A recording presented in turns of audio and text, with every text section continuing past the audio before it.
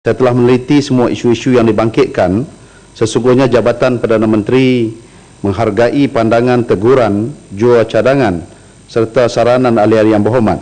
Tuan Yang Pertua, pertamanya saya ingin memberikan penjelasan dari isu-isu yang dibangkitkan berkaitan perundangan Islam.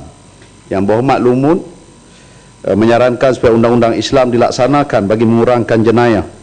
Dalam kesempatan ini saya ingin memberikan penjelasan.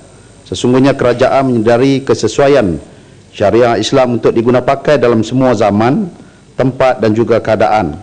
Secara asasnya, kanun jenayah syariah terbahagi kepada tiga, iaitulah yang berkaitan dengan hudud, qisas dan juga ta'zir. Ianya bertujuan untuk menjaga prinsip perundangan Islam, iaitulah agama, nyawa, akal, keturunan dan juga harta benda. Mengenai hudud, dari segi istilah ditakrifkan sebagai keseksaan yang telah ditetapkan oleh nas-nas Al-Quran dan juga As-Sunnah yang wajib dilaksanakan sebagai hak Allah Subhanahu wa Ta'ala.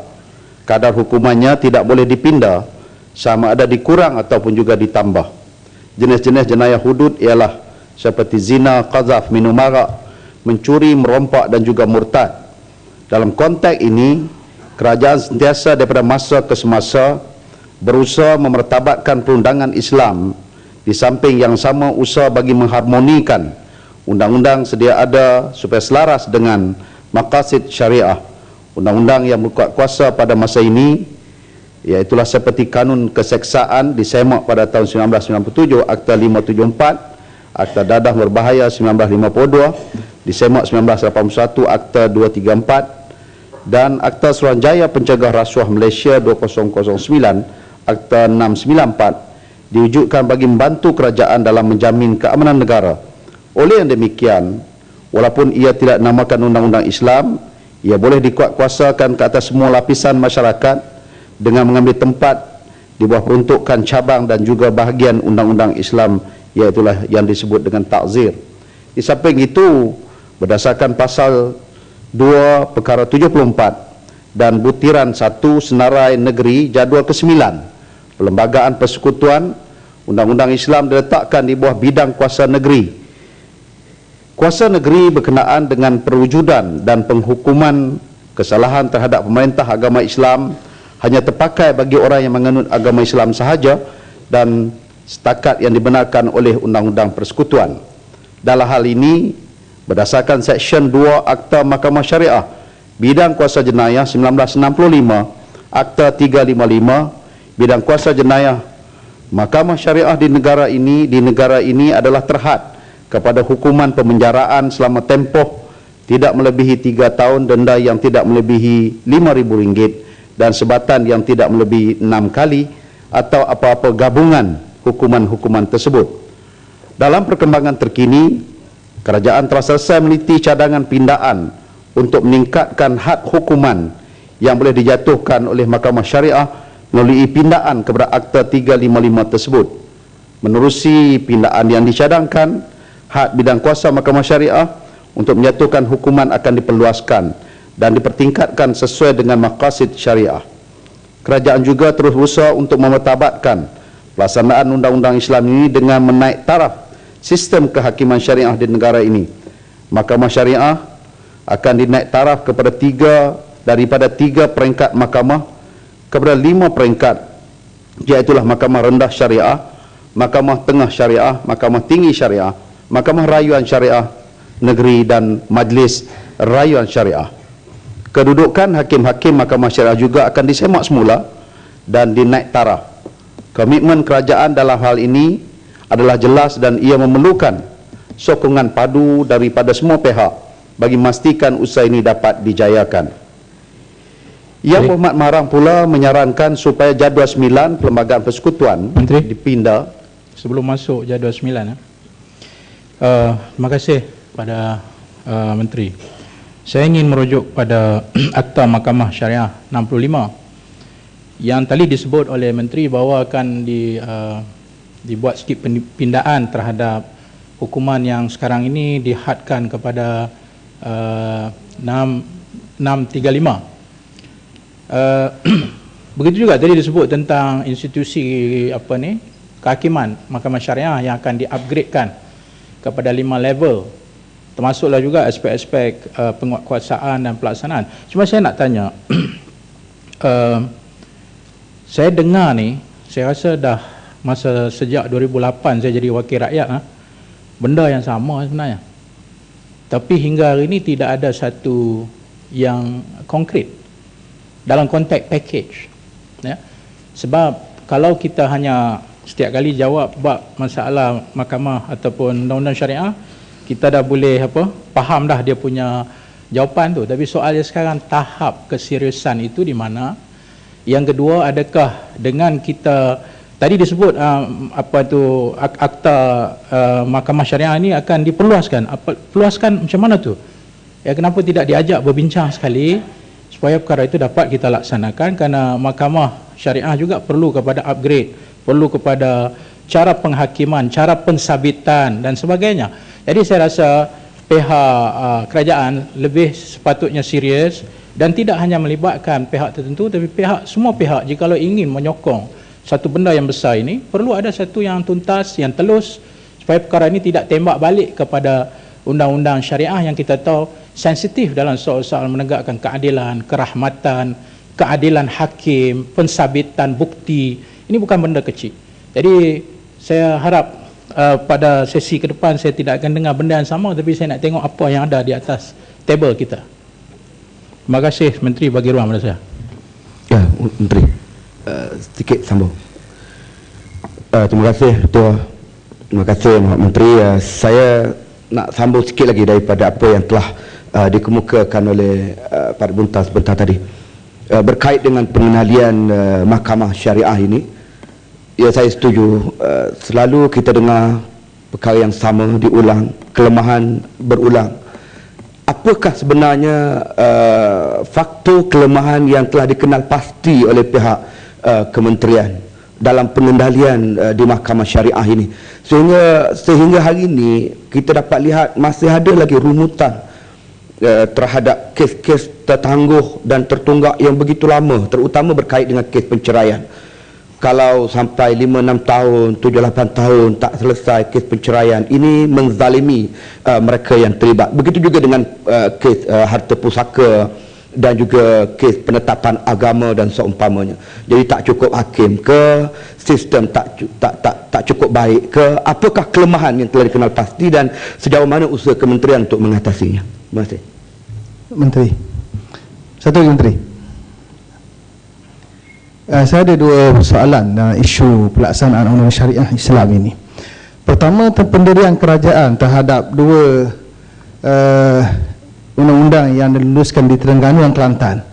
Apakah tahap pendirian kerajaan dan tahap keseriusan kerajaan pusat untuk membantu dua kerajaan negeri ini agar mereka boleh melaksanakan pada keadaan segera? Itu satu. Yang kedua, kalau kita lihat kerajaan Brunei sebagai contoh, sebelum mereka mewartakan undang-undang jenayah Islam, mereka telah buat roadshow selama hampir setahun menceritakan tentang kelebihan undang-undang jenayah Islam.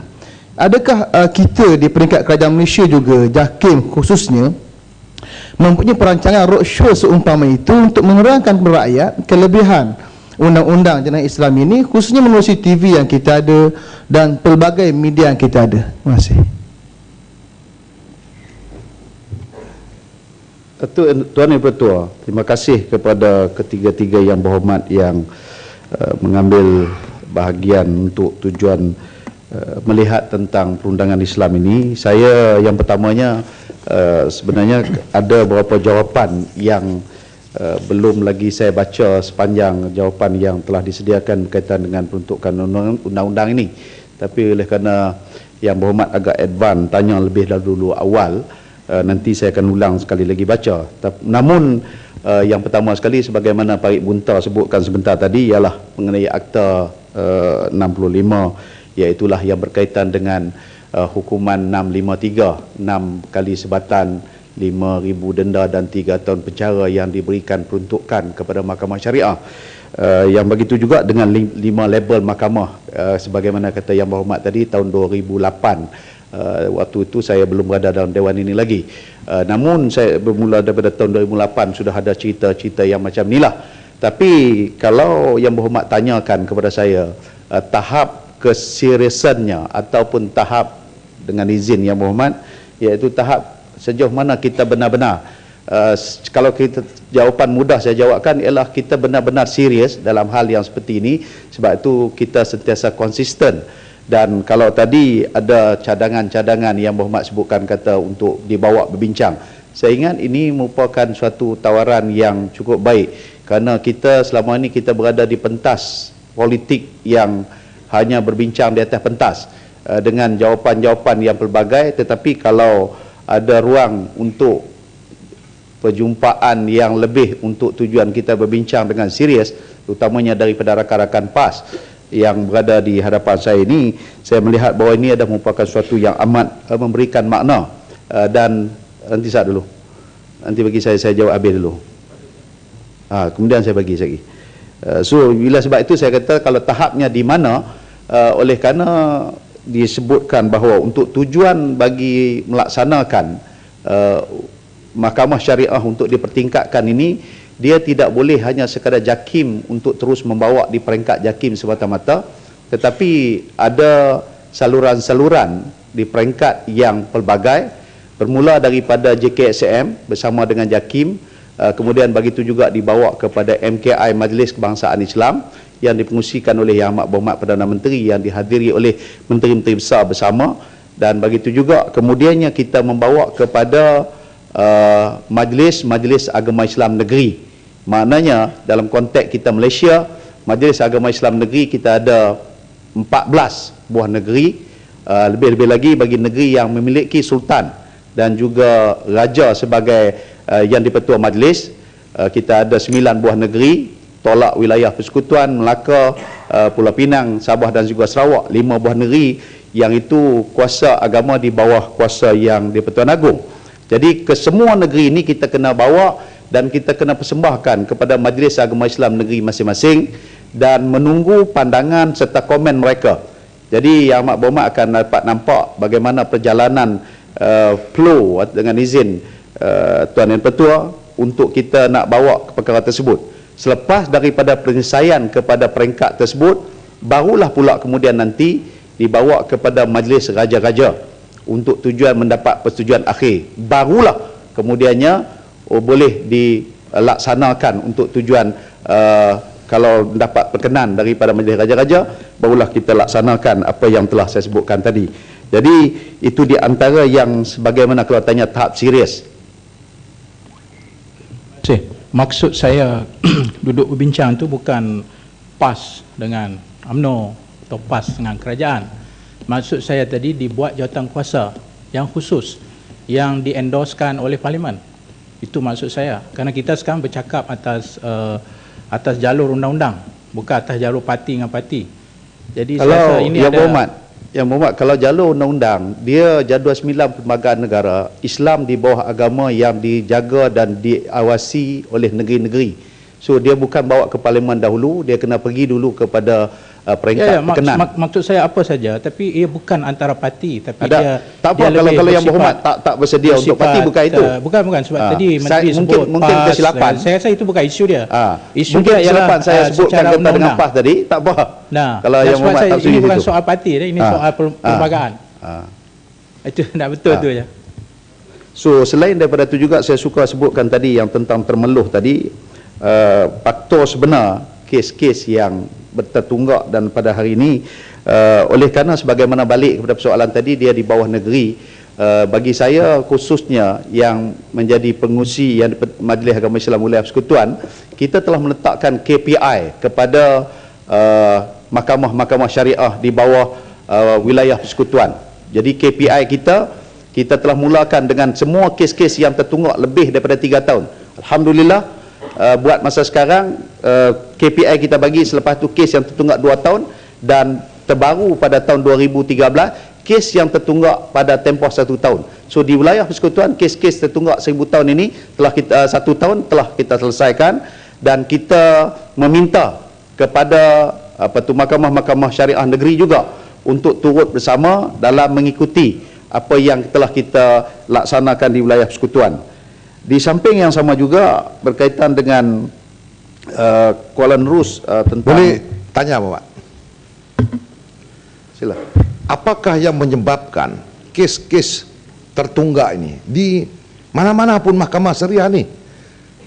Dan seharusnya kita kena ada efisiensi, sebab dalam Islam ni dia mempermudahkan, bukan menyulitkan masalah. Sudahlah mahkamah sibel kes tertunggak bertahun-tahun. Kes-kes Islam ni kena diselesaikan segera, sebab inilah sebetulnya yang menakut-nakutkan agama lain nak percaya dengan Islam ni. Proses dia terlalu lama. Jadi kenapa dia terlalu lama? Apakah ada jalan penyelesaian? Kalau hakim kurang, kenapa tidak ditambah hakim dia? Kalau peguam dia kurang, saya rasa kita banyak peguam syariah yang tak pun ada kerja. Jadi Yang Berhormat cuba selesaikan masalah ini. Jangan kes yang belum selesai 1 hari, 1 bulan, tengok 7 tahun, merempat, merana orang dikerjakan oleh mahkamah ni. Terima kasih. Yang Berhormat kena bertangan, saya ucapkan terima kasih juga. Sebenarnya saya nak jawab yang Kuala Nerus dulu. Tapi oleh kerana ini ditimbulkan awal sikit, saya sebutkan bahawa kes-kes ketunggak ni, kita juga amat bersetuju Tuan Yang Dipertua bahawa kita tak nak supaya ada di sana satu pandangan yang negatif terhadap mahkamah syariah.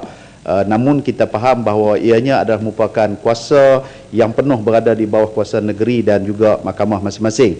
Apapun yang dapat kita dapati ialah di antaranya, kalaulah kes-kes tertunggak perkahwinan ini dipuncakan kerana ialah bila mana perkahwinan ini menuntut kepada penceraian, kerap kalinya berlaku ialah suami-suami tak nak datang kepada mahkamah, sehingga beberapa kali dipanggil. Dan kemudian begitu juga dalam kes-kes penceraian, kerap kali juga berlaku suami tidak bersedia untuk menceraikan sedangkan isteri menuntut cerai. Begitu juga dalam pembahagian harta-harta sepencarian, suami kadang-kadang meletakkan syarat yang agak tak berapa nak sesuai dan munasabah. Mengambil contoh, suami kata dia boleh bagi dengan syarat isteri mengaku bahawa dia telah melakukan sekian-sekian yang isteri tak melakukan. Jadi hal itu menyebabkan tertangguh yang begitu panjang. Jadi inilah kedudukan kenapa termasuk juga harta pusaka dan pencarian ni, pihak parti-parti yang terlibat itu tidak kedua pihak yang hadir. Sebab itu sehingga sampai mahkamah syariah terpaksa mengambil pendekatan yang agak sedikit membantu dengan menubuhkan BSK, Badan Sokongan Keluarga. Sebab isteri itu kadang bila dia duduk di Kuala Lumpur sebagai contoh, bercerai balik ke Kedah, balik ke Perlis, balik ke Perak, ke Pulau Pinang, tetapi bila nak datang pula dengan tambang tak ada, tempat tinggal tak ada, BSK telah membantu dengan memberikan tempat tinggal dan juga memberikan makan dan juga tambang. Jadi ini di antara contoh-contoh ini yang menyebabkan kelewatan. Saya setuju dengan Kinabatangan yang menyebutkan kenapa hal ini berlaku dan perlu kita perkemaskan. Dan saya nak jawab Kuala Nerus sekejap dulu, iaitulah berkenaan dengan apa pandangan tentang Terengganu dan juga di Kelantan ni. Kalau ada dalam jawapan yang ke depan nanti, namun saya nak sebutkan juga bahawa kalau Brunei ada roadshow dan sebagainya, kita mengambil kira begini, mungkin barangkali ini dilihat tidak cukup, tetapi sebenarnya bila sebut roadshow, apabila kita pergi melawat di setiap majlis-majlis agama Islam negeri itu, maknanya yang hadir pada majlis agama Islam negeri itu ialah mereka yang telah dilantik berada dalam lembaga majlis. Ke-14 buah negeri, apa saja pindaan yang bakal kita lakukan, apa saja perubahan dan anjakan di dalam mahkamah ke ataupun bahagian pejabat agama dan sebagainya yang menyentuh sahaja soal agama, dia mesti dibawa dulu kepada majlis. Kita melihat majlis ini sebagai mewakili umat Islam di negeri tersebut. Kalau di Kelantan, kita bawa kepada Kelantan dan Majlis Agama Islam Kelantan yang dilantik oleh majlis tuanku untuk berada dalam majlis tersebut. Di Terengganu pun hal yang sama juga kita bawa, dan harapan kita nanti majlis menyampaikan pula ataupun roadshow. Jadi sebab itu kalau kata roadshow tu, kita melihat dalam konteks JAKIM bersama dengan badan-badan yang berkaitan turun kepada majlis-majlis agama Islam negeri masing-masing. Saya rasa Yang Menteri, saya bercakap tentang konteks JAKIM sendiri, tindakan JAKIM. Sebab JAKIM sendiri ada kemampuan musik TV-nya, dengan kita ada TV Hijrah, kita ada IKIM, dan kita ada masjid-masjid yang kita boleh turun. Kalau perancangan dibuat di peringkat JAKIM dan dibawa turun ke bawah menggunakan pelbagai NGO seperti Yadim sebagainya, kita akan dilihat serius untuk memperkenalkan undang-undang jenayah ini kepada umat Islam. Tapi apa yang berlaku kalau kita memberi jawapan, kita kata nak susah negeri-negeri, ialah kalau Kelantan, Terengganu, ketika kita pegang negeri di Terengganu sebagai contoh, kita buat roadshow. Tetapi sekarang kita tak pegang negeri. Adakah serius peringkat negeri di Terengganu sekarang untuk buat benda yang sama? Tak apalah, kita bercakap di peringkat parlimen. Jadi harapan saya ialah JAKIM sendiri mengambil satu tindakan yang lebih jelas, dan kalau boleh, kalau dirancang sekarang, mungkin pada sesi akan datang kita timbulkan soalan, Menteri sudah ada jawapan yang sangat menarik untuk kita. Satu. Yang kedua, isu kes tertunggak tadi. Bagi saya banyak kes yang melibatkan kes tuntutan cerai itu utamanya menjadi fitnah kepada Islam dan menzalimi ramai wanita-wanita Islam kita pada hari ini. Jawapan yang kita berikan, kita kata bahawa suami begitu, ini memang benda yang berlaku, bukan baru. Tetapi persoalan, apakah tindakan undang-undang yang kerajaan sediakan untuk menangani suami-suami yang engkar seumpama ini agar wanita ini tak lagi dizalimi. Saya tengok ada data 2010, ada 18,000 lebih kes cerai yang tertunggak. Itu 2010. Sekarang saya tak pasti macam mana. Terima kasih, Menteri. Terima kasih kepada Yang Berhormat Kelon Rus. Tuan Yang Petua, saya setuju sebenarnya bila sebut, sebab ini fakta, kita tak boleh menafikan bahawa terbengkalai dan juga masih lagi belum diselesaikan perkara tersebut. Namun kalau ditanyakan tentang usaha-usaha yang kita telah buat, saya bagi contoh, kata oleh kerana, saya ulangkan sekali lagi, yang mungkin barangkali ahli-ahli yang berhormat tidak berapa berminat untuk mendengar jawapan yang berulang ini, iaitulah jadual 9 Perlembagaan Negara Islam di bawah kuasa negeri masing-masing. Dan oleh kerana kuasa negeri masing-masing adalah menjadi suatu harapan dan usaha yang tinggi. Ahli yang berhormat boleh semak di negeri Kelantan, boleh semak di negeri-negeri lain, berapa banyak yang masih lagi terbengkalai proses-proses penceraian dan perkahwinan tersebut. Dan usaha kita, sebab itu saya letakkan di wilayah persekutuan, oleh kerana kita ada ruang yang agak lebar dan luas untuk berlegar. Jadi sebab itu kita memberikan contoh, meletakkan KPI. Selebihnya kita mengharapkan negeri-negeri juga mengambil contoh. Dan kalau tanya peruntukan undang-undang yang boleh diambil tindakan, sebenarnya melalui pinjaman BSK tadi, boleh diminta balik kepada pihak suami yang telah pun mengabaikan tanggungjawab bagi memberikan nafkah kepada anak dan juga isteri, termasuk yang bersangkutan. Dalam masa yang sama juga, peruntukan di dalam mahkamah syariah sehingga sampai boleh memenjarakan suami yang tidak membayar nafkah tersebut. Dalam arti kata, kuasa ini kalau diguna pakai, sebab kita melihat ada amalan-amalan yang dilaksanakan oleh hakim-hakim bila dia jatuhkan hukuman bila suami tak nak bagi nafkah dan ambil tindakan untuk menjara, dia akan lekas-lekas untuk mencari. Jadi saya juga dalam masa yang sama juga menyeru kesempatan ini kita secara bersama untuk tujuan lebih mengajak untuk supaya tindakan-tindakan yang lebih kukuh dan keras ini diambil ke atas keluarga dan juga suami-suami yang enggan membayar nafkah. Ketua bangunnya. Tan Sri. Terima kasih Bapak Menteri. Mungkin apa yang saya akan tanyakan ini barangkali ada dalam jawapan yang berhormat yang belum dibaca, kerana isu ini ada saya bangkitkan dalam ucapan saya, tapi oleh kerana perbincangan ataupun penjelasan perkara yang berkait telah pun berbangkit, saya ingin mengambil kesempatan untuk mendapatkan penjelasan daripada Berhormat Menteri. Seperti mana yang kita maklum, dalam negara kita sejak kita merdeka, pemerintah mengambil langkah yang cukup berhati-hati dalam hal yang berkaitan dengan pelaksanaan Islam, dan pemerintah memberikan penghormatan kepada raja-raja Melayu atas perkara-perkara tertentu, termasuklah dalam soal-soal agama, di mana dicatatkan dalam perlembagaan urusan agama ini sebahagian besarnya kuasanya memang terletak pada kerajaan negeri.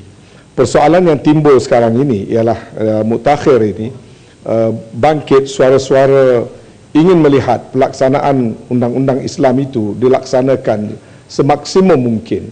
Walaupun prinsip dalam negara kita lebih bersandarkan kepada prinsip pelaksanaan berasaskan takzir, kerana kita menerima realiti kita tidak berkeupayaan ataupun belum bersedia, maka kita memilih prinsip-prinsip takzir agar ada satu sinergi dan tidak timbul percanggahan antara undang-undang jenayah syariah yang dipakai untuk seluruh negara dengan keperluan kita melaksanakan hukum Islam.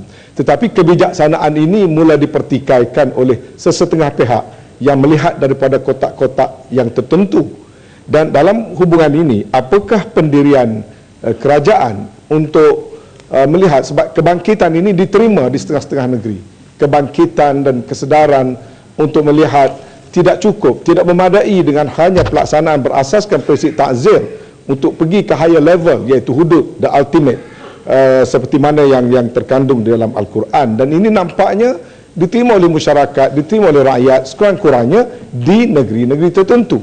Soalan saya sewaktu saya berucap itu, apakah pendirian kerajaan dalam soal ini? Tidakkah kita harus respons kepada mandate yang telah diberikan oleh rakyat berulang-ulang kali dalam negeri berkenaan, dan bertepatan dengan kuasa soal hukuman agama ini terletak pada bidang kuasa kerajaan negeri dan duli-duli Yang Maha Mulia Tuanku As-Sultan, supaya mengizinkan atau menggalakkan kalau boleh di mana negeri yang telah bersedia untuk melaksanakannya. Terima kasih Yang Berhormat Ketereh, yang telah pun saya fikir ini merupakan suatu sejarah apabila Yang Berhormat Ketereh telah mencadangkan bahawa pandangan-pandangan yang ada sekarang ini bukan hanya sekadar untuk pelaksanaan hukum yang berkaitan dengan takzir semata-mata, dan sebenarnya sebagaimana yang saya sebut di awal mukaddimah saya tadi semasa menjawab semua penggulungan-penggulungan yang telah penggulungan ini, ialah dengan saya katakan bahawa dalam perundangan Islam dia tidak hanya terikat kepada takzir semata-mata, tetapi juga ianya adalah merupakan gabungan daripada hudud, qisas dan juga takzir. Namun suka saya sebutkan juga dalam kesempatan ini bahawa apabila kita menyebut hari ini orang bercakap soal hudud dan dalam konteks hukumnya, namun kita juga melihat bahawa di sana yang disebutkan dengan hududullah itu adalah merupakan ketetapan Allah. Dia begitu luas dalam dimensi yang begitu berbeza. Kalau kita tengok dalam surah Baqarah dalam ayat 187, Allah Subhanahu wa taala menyatakan bahawa dalam ayat yang panjang, ukhilla lakum lailatas siyami rafasu ila nisaukum hunna libasul lakum wa antum libasul lahun, sehingga sampai kepada ayat yang menyebut bahawa tilka hududullah fala taqrabuha. Itulah ketetapan hududullah itu begitu luas sehingga mencakupi dalam bidang ekonomi sebagainya. Tapi balik kepada hukum hudud yang kita bincangkan di sini, yang ingin saya tekankan bahawa Yang Berhormat, ini bukan hanya sekadar hasrat, termasuk hasrat kerajaan ingin melihat tentang hukum-hukum dan perundangan Islam ini dimartabatkan, diletakkan pada tempat yang sebaik-baiknya. Dan sebagaimana kata Tan Sri, kalau sudah ada rakan-rakan negeri terutamanya yang telah pun bersiap sedia, kenapa tidak untuk menjadi kita sebagai kelompok yang mendokong bersama untuk menjadi suatu harapan yang begitu tinggi kepada semua umat Islam dalam pelaksanaan hukum-hukum perundangan yang telah ditetapkan oleh Allah Subhanahu wa taala. Menteri, boleh minta penjelasan? Saya bagi yang belakang dulu. Terima kasih Datuk Seri Yang Pertua. Saya ingin menyokong apa yang telah diterangkan oleh Ketereh tadi, bahawa sebenarnya negeri Kelantan sudah bersedia di semua peringkat sebenarnya untuk melaksanakan hudud. Bahkan undang-undang itu sudah pun diluluskan dengan elemen jenayah 2 yang telah diluluskan, dan dalam persidangan Dewan yang lepas boleh dikatakan 100% tanpa mengira kerajaan atau pembangkang, semua bersetuju bahawa pihak kerajaan negeri Kelantan mestilah berusaha untuk melaksanakan hudud di negeri Kelantan. Dan sekarang ini saya berterima kasih banyaklah kepada Ketereh dan juga rakan-rakan semua, khususnya daripada Kelantan, yang membawa isu ini ke sini dan meminta supaya kerajaan peringkat pusat mempermudahkan usaha ini untuk kita laksanakan secepat mungkin. Sebenarnya hudud ini adalah sebahagian daripada undang-undang Islam yang tidak akan sempurna Islam itu kalau tidak dilaksanakan. Kerana kalau kita memegang pada Islam, kita kena buat sepenuhnya Islam itu. Kita tidak boleh ambil separuh. Bisa kata tak sesuai untuk ambil Islam sekarang ini, kita buat takzir saja. Tunggu hudud kemudian. Tidak boleh. Islam mesti diambil semuanya. Udkhulu fis silmi kafah. Masuklah dalam Islam itu, atau ambillah Islam itu sepenuhnya. Tidak boleh kita ketepikan. Apabila kita abaikan sebahagian daripada Islam, tak kira di mana atau pada bila bermasa, maka kita mengabaikan Islam sepenuhnya. Saya rasakan itulah dosa kita sepanjang 50 tahun lebih kita tidak melaksanakan Islam. Di Malaysia ini atau di Kelantan pun kita tidak melaksanakan itu. Itulah dosa kita yang kita mesti istighfar banyak-banyak kepada Allah, dan kita kena perbaiki dan perbetulkan. Jadi kita mempunyai peluang sekarang ini yang cukup indah untuk kita laksanakan. Kita izinkan, kita percepatkan usaha ini, jangan kita tangguh-tangguhkan lagi. Dan saya minta nampak gaya kita pada jawapan daripada Menteri yang cukup indah tadi, saya boleh merasakan bahawa pelaksanaan hudud itu tidak lama lagi akan dilaksanakan dan boleh dimulakan, dan Kelantan sudah pun bersedia. Apakah pandangan Menteri? Terima kasih. Terima kasih Yang Berhormat Pasir Putih. Saya sebagaimana yang saya sebutkan sebentar tadi bahawa bagi pihak kerajaan sebenarnya daripada dahulu sehingga sampai sekarang kita mendukung apa tu'minuna bi ba'dil kitab wa takfuruna bi ba'd. Kita adakah kerana di sana kita beriman separuh, kita menolak separuh, udkhulu fis silmil kafah yang Pasir Putih sebutkan sebentar tadi. Sebenarnya kita juga mengambil pendekatan yang sebagaimana Yang Berhormat Ketereh sebutkan sebentar tadi, iaitulah pendekatan dengan penuh berhati-hati, dengan penuh wisdom, dengan izin, ataupun dengan penuh kebijaksanaan yang semampu kita boleh berbuat, iaitulah dengan kita melaksanakan secara bertahap. Dan sebab itu kalau kita tengok dalam sejarah perundangan Mahkamah Syariah, ianya bermula pada tahun 1998 diwujudkan JKSM. Maknanya dalam tempoh kalau diukur pada tempoh 1998 itu, ukurannya pada tahun 2012 ianya hanya baru mencangkau kepada lebih kurang pada tempoh 16 tahun begitu. Namun dalam sejarah yang demikian, ianya kita dapat proses pengembangannya sehingga hari ini saya sebutkan tadi, walaupun mungkin agak kurang dipersetujui, saya katakan mahkamah kita sedang usahakan peningkatan daripada 3 tiers dengan izin kepada 5 tingkatan, dan daripada hukuman yang sedang berlaku pada hari ini 653, iaitulah 6 sebatan, 5,000 denda dan 3 tahun penjara, itu pun kita sedang menganjak untuk supaya ianya diselaraskan dengan kehendak dan tuntutan Islam. Cumanya beberapa hambatan-hambatan yang perlu juga kita perjelaskan secara bersama, iaitulah kita melihat sebagai contoh, kita katakan ialah dalam konteks sebatan, hari ini orang masih lagi berkeliru di antara sebatan syariah dan juga sebatan sivil, sehingga tergambar dalam pemikiran bila sebut saja sebatan, digambarkan kalaulah 100 rotan dalam Islam hukuman bagi orang yang melakukan zina, 80 bagi orang yang minum arak. Lalu tergambar dalam kepala dia bagaimana nak menghabiskan jumlah yang begitu banyak dalam keadaan orang yang kena sebat itu boleh hidup.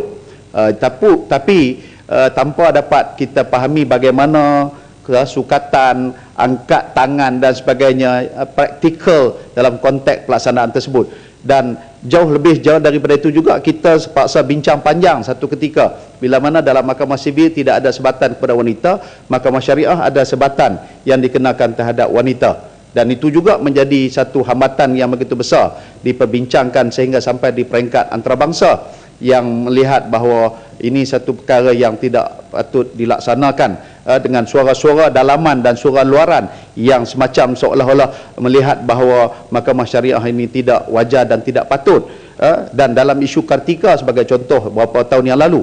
Tapi kita mengambil pendekatan yang secara berhemah, pelaksanaannya berjalan dengan begitu baik di wilayah persekutuan juga begitu, dalam konteks sebatan. Dan hari ini kita dah patah balik bertanya kepada mereka yang kena sebat dalam konteks syariah. Alhamdulillah mereka melihat bahawa dengan sebatan berapa yang mereka kena itu tidak memberikan bekas yang dalam kata pada pukulan, tetapi memberikan bekas pada hati-hati mereka. Dan dengan itu kita mencadangkan supaya dipertimbangkan hukuman ini dibenarkan untuk mahkamah syariah dalam ruang lingkup perundangan mahkamah syariah.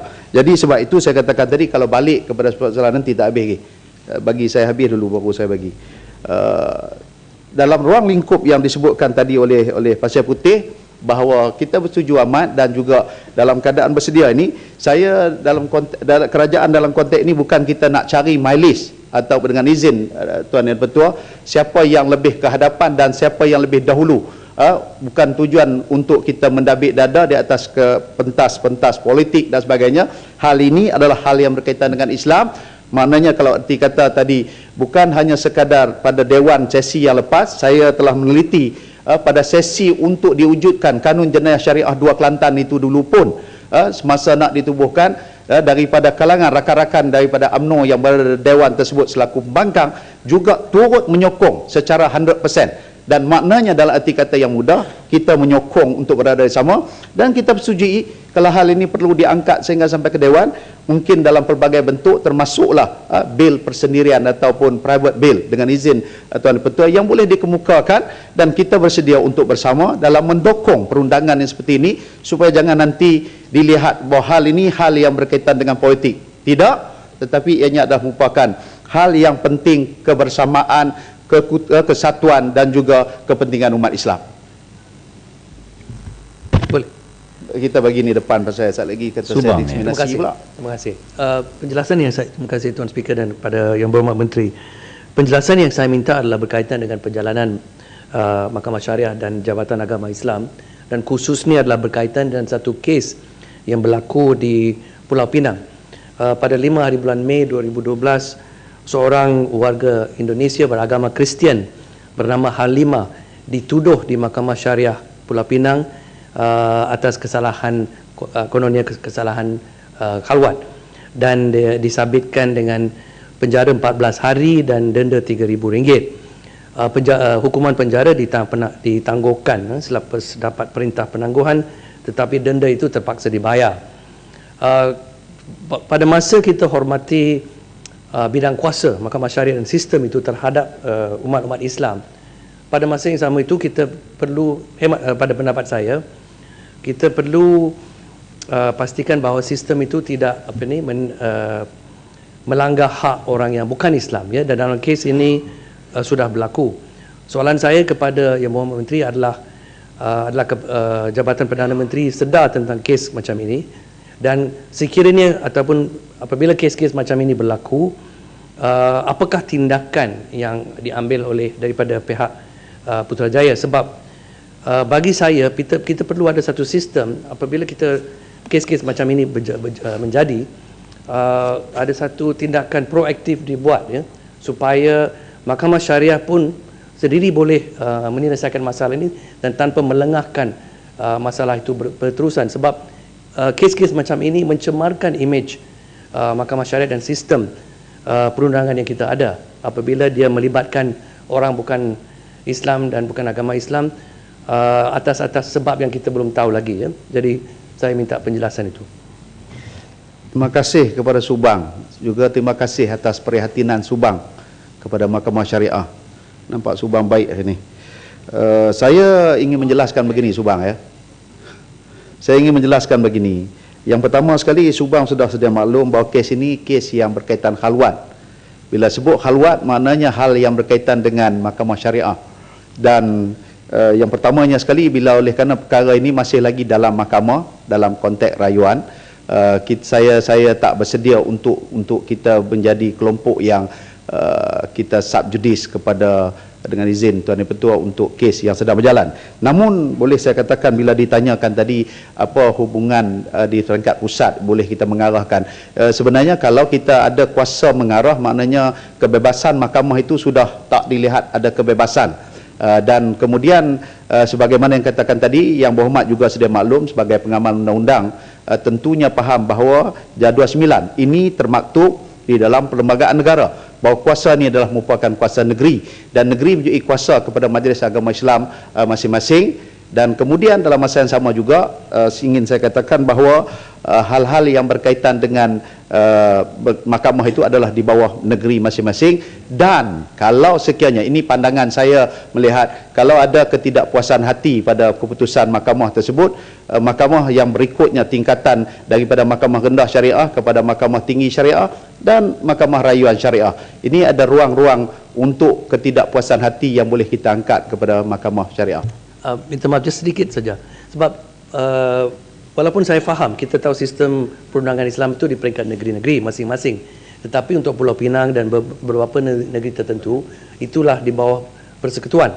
So kerajaan persekutuan ada kuasa terhadap sistem itu secara terus dan ada pengaruh. Soalan saya faham, memang kita sesiapa terlibat dalam kes-kes di peringkat itu ada hak rayuan dan sebagainya. Itu bukan poin saya. Poin saya ialah kes-kes macam ini apabila berlaku tidak memberi imej yang baik kepada sistem perundangan Islam.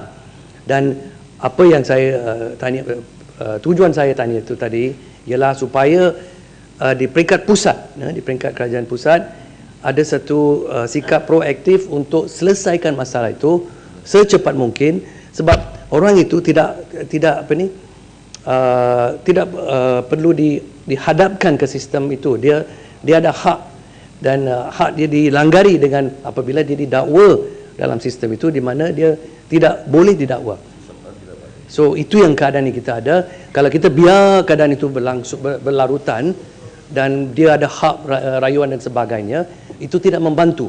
So itulah poin saya. Saya ingin cadangkan untuk negeri-negeri di mana pusat ada kuasa terus atau pengaruh terus, kita, dan ini berlaku di Pulau Pinang, sebab itu saya bangkitkan kes ini.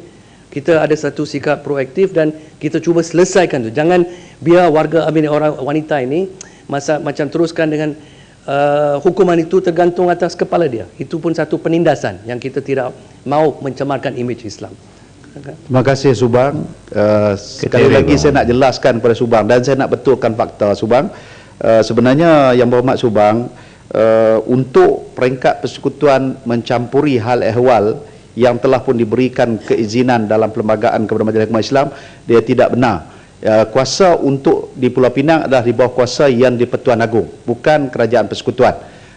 Sehingga kalau Yang Berhormat boleh rujuk pelantikan yang di Pertua Majlis Agama Islam Pulau Pinang, perkataan yang disebut dalam tu Tuanku Agong mempunyai kuasa pelantikan, dan dengan cadangan daripada kerajaan negeri, Tuanku hendaklah untuk melantik cadangan tersebut. Sebab itu Yang Berhormat tengok di Pulau Pinang pelantikan, dan kerajaan persekutuan tidak mencampuri apa yang sebagaimana sebutkan, itu pelantikan. Begitu juga dengan amalan yang dilakukan di Mahkamah Syariah, tidak ada. Namun saya harapkan kes itu berjalan dengan baik, dan saya minta izin untuk saya panjang lagi, saya nak last one untuk pasal yang saya nak baca ni pun bersamaan juga. Jadi bangkitkan tadi Yang Berhormat, isunya di sini ialah sekiranya orang bukan Islam disabitkan di bawah kanun undang-undang Islam, mengikut pandangan Yang Berhormat tadi, bahawasanya dia mencemarkan imej Islam. Itu mengikut pentafsiran dia, dan saya rasa kita boleh faham imej Islam cemar tak cemar tu bergantung sama. Kalau dia seorang ahli syahadah, dia rasa itulah yang baik. Kalau dia bukan ahli syahadah, tentulah segala-galanya tak baik. Persoalannya di sini Yang Berhormat, saya ingin bertanya dalam konteks soalan yang sama. Dari segi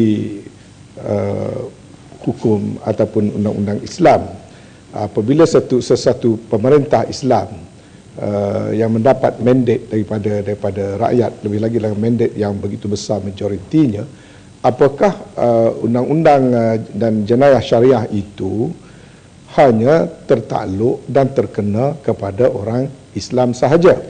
Kalau itu berlaku, bermakna ada dualism. Seseorang yang melakukan kesalahan yang sama, dia akan memilih, mungkin dia akan memilih perundangan yang hukumannya lebih ringan.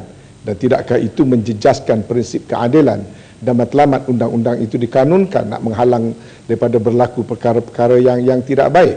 Adakah dalam prinsip Islam satu undang-undang di bawah pemerintah kerajaan yang dikendalikan oleh orang Islam yang melaksanakan perundangan sebagai satu tanggungjawab kepada agama terkena hanya kepada orang Islam saja, sementara bukan Islam tidak perlu disabitkan? Tuan Yang Bertua, satu pengamatan, satu pandangan, satu luahan yang begitu mendalam yang berkaitan dengan undang-undang Islam. Saya suka menyebut pada kesempatan yang amat bermakna hari ini, Ketereh telah menimbulkan bahawa adakah dengan pelaksanaan hanya di satu pihak sahaja, sememangnya Yang Berhormat kalau mengikut dalam konteks Islam sebagaimana yang telah dibawa oleh junjungan Nabi SAW, dan begitulah amalan-amalan yang dilaku sesudah daripada zaman Khulafa Ar-Rasyidin, dan juga begitulah dengan kerajaan-kerajaan Islam yang lain. Pelaksanaannya adalah mencakupi, maknanya bila sebut kata undang-undang Islam itu, dia terangkum kepada semua golongan, semua bangsa dan juga semua agama. Maknanya dalam erti kata sebuah negara dia hanya memiliki suatu perundangan yang namanya undang-undang Islam. Namun saya tidak berhajat untuk menjadikan medan petang ini untuk medan kita berbahas panjang, kerana kalau kita bahas panjang yang tersebut, tentunya ada orang menyebut kata menolak hudud. Tetapi saya suka nak menarik perhatian pimpinan-pimpinan negara yang terdahulu juga, bukan soal mereka itu menolak, tetapi mereka melihat adakah nanti sebagai contoh katakan dalam suatu kes yang berkaitan dengan hukum zina di dalam Islam, bagi orang yang telah pun berkahwin hukumannya adalah rejam sehingga mati. Dan kemudian kalau sekiranya yang terlibat tersebut dalam konteks perundangan Mahkamah Syariah kita di Malaysia, seorang akan dikenakan hukuman kalau dilaksanakan mengikut undang-undang Islam, seorang akan kena dan seorang lagi akan sama ada dilepaskan di mahkamah sivil, ataupun mahkamah sivil pula melihat ada di sana unsur-unsur kesukarelaan, suka sama suka, mungkin diminta untuk dilepaskan. Maka sebab yang demikian, ada luahan-luahan perasaan juga yang menyebut kenapa tidak dilaksanakan kepada semuanya sekali, supaya bukan soal penolakan kepada hudud, tetapi ialah tentang bagaimana supaya hudud yang nak dilaksanakan itu sepenuhnya dilaksanakan untuk semua pihak. Dalam masa yang sama juga ada pandangan-pandangan yang lain yang berkaitan dengan hal-hal yang berkaitan dengan soal perundangan Islam dan sebagainya ini, yang dirasa tidak sewajar dan sepatutnya dalam perkara-perkara yang mengambil kanun-kanun yang telah sedia ada, termasuk di beberapa buah negeri, ada yang masih lagi dianggap dia tidak selari. Namun saya sebutkan pada petang ini ialah kesempatan yang begitu baik, dan pada petang ini untuk saya katakan bahawa kaedah usul fiqh menyebut apabila kita tidak dapat melaksanakan keseluruhannya, jangan tinggalkan seluruhnya sekali. Jadi apa yang mampu sekadar pada hari ini dengan cabaran-cabaran dan juga apa yang ada di hadapan, kita tidak perlu meninggalkan semuanya sekali, dan itulah harapan yang telah pun saya sebutkan daripada awal perbincangan. Dan saya mohon izin sikit lagi Menteri, untuk sebab ada lagi saya lagi masuk kemudian sikit lagi yang poin tadi sikit je saya habiskan pasal yang sama juga, kemudian barulah senang. Yang Berhormat ni sekarang dah pukul 4 dah. Yang Berhormat Marang pula menyarankan supaya jadual 9, itu saya katakan tadi sudah ada jadual 9 perlembagaan persekutuan dipindah kerana bidang kuasa yang terhad bagi membolehkan negeri-negeri melaksanakan Islam secara menyeluruh. Kedudukan Islam sebagai agama persekutuan yang perlu dilihat dalam kerangka perlembagaan persekutuan secara menyeluruh dan tidak hanya dalam ruang lingkup perkara 31 semata-mata. Ini adalah kerana peruntukan tersebut diperkukuhkan dengan kewujudan peruntukan-peruntukan lain yang menjamin kedudukan Islam, antara lain seperti perkara 11.4, perkara 12.2, perkara 121/1A, butiran 1 senarai negeri jadual ke-9, dan ikrar yang di-Pertuan Agong dalam jadual ke-4 perlembagaan persekutuan. Berdasarkan peruntukan-peruntukan itu, jelas bahawa pemakaian agama Islam di bawah perlembagaan persekutuan tidak terhad kepada amalan-amalan yang berbentuk keagamaan dan ritual semata-mata, tetapi turut terpakai bagi perkara yang melibatkan dasar dan undang-undang negara seperti pemerintahan, perundangan, kehakiman, ekonomi, kebebasan asasi, pendidikan, moral dan juga kekeluargaan. Dalam aspek perundangan, kerajaan daripada masa ke semasa sentiasa berusaha mengharmonikan undang-undang sedia ada supaya selaras dengan maqasid syariah dan juga bersifat patuh syariah ataupun syariah compliant dengan izin, seperti yang saya jelaskan tadi dalam perbahasan Yang Berhormat Lumut. Kesimpulannya, kerajaan akan sentiasa berusaha dan mengambil langkah-langkah yang positif, berterusan dan konsisten sewajarnya bagi memastikan pentadbiran undang-undang bertepatan dengan syariat Islam. Tuan Yang di-Pertua, Yang Berhormat Pasir Mas bertanya apakah reaksi kerajaan Perdana Menteri terhadap enakmen jenayah syariah 2 di negeri Kelantan bagi melaksanakan hukuman hudud di Kelantan. Sebagaimana ahli Yang Berhormat sedia maklum, perkara 3/1 perlembagaan persekutuan menyatakan Islam ialah agama bagi persekutuan, tetapi agama-agama lain boleh diamalkan dengan aman dan damai di mana-mana bahagian persekutuan. Perkara ini diperkukuhkan lagi dengan sumpah jawatan Yang di-Pertuan Agong di bawah perkara 37 Perlembagaan Persekutuan untuk memelihara agama Islam pada setiap masa. Selaras dengan perkara tersebut, menegakkan dan mempertahankan undang-undang syariah yang syumul adalah tanggungjawab setiap orang Islam di negara ini. Dalam hal ini, orang Islam perlu bersepakat untuk melaksanakan undang-undang hudud, ditambah lagi bila mana keadaan dan maslahah negara menuntut kepada undang-undang tersebut. Di samping yang sama, penelitian perlu dibuat bagi pengubalan peruntukan undang-undang hudud yang lengkap, komprehensif dan seragam antara negeri-negeri supaya keindahan dan keadilan perundangan Islam yang indah dan adil itu tidak disalahartikan, apatah lagi difitnahkan, kemudian disebabkan kelemahan dan kejahilan pelaksanaan dan penguasaan. Justru bagi pihak kerajaan, kita sentiasa bersama dalam usaha-usaha memartabatkan perundangan Islam termasuk hudud. Sekiranya ada kerajaan negeri termasuk Kelantan yang telah bersedia melaksanakan hukum hudud, pihak kerajaan persekutuan akan bersedia bersama dan terpulang kepada ahli yang berhormat untuk membuat usul persendirian bagi membentang rang undang-undang daripada ahli yang bukan kerajaan di Dewan Yang Mulia ini, di mana sebagai ahli yang berhormat sedia maklum, ahli-ahli yang berhormat daripada Barisan Nasional UMNO telah pun memberikan sokongan kepada enakmen Jenayah Syariah 2 di Dewan Undangan Negeri Kelantan. Bajuk Yang Menteri. Terima kasih kepada Datuk Seri Speaker dan Yang Berhormat Menteri.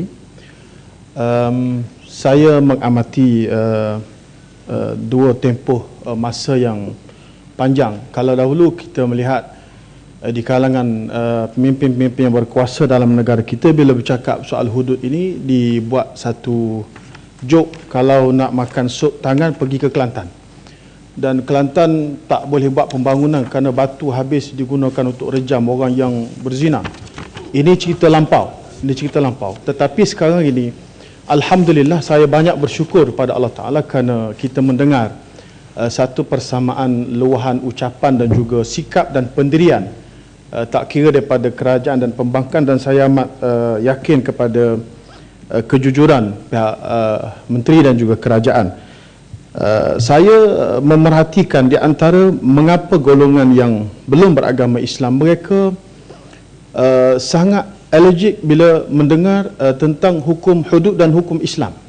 Sedangkan dalam hukuman Islam ini, kita perlu banyak tonjolkan soal pencegahan dan juga soal mempertahankan maruah orang yang belum diistilahkan bersalah, belum dijatuh hukum bersalah. Dan inilah cara Islam dan mekanisme yang sangat adil untuk pertahankan orang-orang yang dituduh tadi. Kalau nak dibandingkan dengan perundangan yang sedia ada, saya melihat ini satu perkara yang perlu dimainkan peranan oleh pihak kementerian supaya merungkaikan persoalan ini supaya boleh dipahami secara adil. Saya mengucapkan terima kasih kepada pihak Yadim beberapa bulan yang lalu, di antaranya menjemput saya untuk hadir dalam seminar intelektual hudud Brunei, apa yang Malaysia boleh belajar. Di situ saya banyak juga memberi input yang akhirnya ramai di kalangan yang hadir tadi mendapat satu pemahaman yang baru bahawa Islam dengan perundangan dan syariat Islam tadi membawa prinsip yang jauh lebih adil daripada apa yang kita ada pada hari ini. Jadi saya nak tanya kepada pihak menteri, bersetujukah menteri kalau sekiranya inilah pendirian kerajaan, kementerian bersetuju ataupun tidak, dan menteri bersetuju ataupun tidak, kerajaan bersetuju ataupun tidak, untuk mencadangkan kepada semua negeri-negeri meluluskan ataupun menggubal perundangan sebagaimana Kelantan dan juga Terengganu, dan menjadikan ia sebagai benchmark untuk melaksanakan hudud dan juga syarat Islam secara lebih menyeluruh, bukan saja fokus kepada Kelantan. Kita perlu pergi kepada seluruh negara, kerana saya mengamati setelah diluluskan Kanun Jenayah Syariah 2 di negeri Kelantan, maka telah membuka satu dimensi pemahaman baru terhadap Islam dalam negara kita. Apabila perkara tadi dibukukan, dijadikan silibus-silibus universiti, telah menjadikan pemahaman itu lebih menarik, dan kita boleh lihat hasil daripada hari ini. Tak kira yang berhormat pembangkang dan juga kerajaan boleh menyokong perkara ini berbanding dengan dulu, mereka memerli apabila kita bercakap soal hukum hudud dan juga kanun jenayah syariah. Sekian, terima kasih. Terima kasih Yang Berhormat Bacuk. Saya sebagaimana saya sebutkan, saya tidak berhajat untuk meletakkan medan parlimen pada hari ini sebagai satu medan untuk kita membincangkan begitu detail dan dalam. Mungkin ada ruang-ruang yang lain yang boleh kita adakan untuk perbincangan seperti ini. Namun sebagaimana yang telah saya sebutkan sebentar tadi, kalau ditanyakan bersedia ke tidak, soal pengarahan itu adalah merupakan hak negeri masing-masing. Cuma kita boleh mencadangkan, dan apa yang kita sampaikan pada saat saya perjelaskan sejauh mana hari ini kita telah serius untuk kita pertingkatkan mahkamah syariah daripada 3 tingkatan kepada 5 tingkatan, sejauh mana kita berusaha untuk supaya dianya menjadi lebih luas keizinan daripada sekatan 653 yang boleh disebutkan ada setengah orang momokkan dengan mahkamah 653. Namun kita sebutkan secara ikhlas kita sedang berusaha, dan apa yang berada di hadapan kita pada hari ini dalam pelaksanaan perundangan Islam, ianya adalah merupakan satu perkara yang mengambil tempoh pendekatan. Maknanya bagi pihak kerajaan, pendekatan kita ialah bila mahkamah kita pertingkatkan, peruntukan undang-undang kita berikan ruang yang sepatutnya menepati kehendak Islam. Jadi dalam masa yang sama juga, itulah usaha yang kita lakukan. Dan kalau usaha di peringkat kerajaan negeri dan sebagainya, kita amat mengalu-ngalukan yang saya sebutkan dalam ucapan penggulungan saya tadi. Saya bagi kat Shah Alam dulu. Terima kasih. Saya ucapkan terima kasih pada Menteri dan juga kepada Tuan Speaker.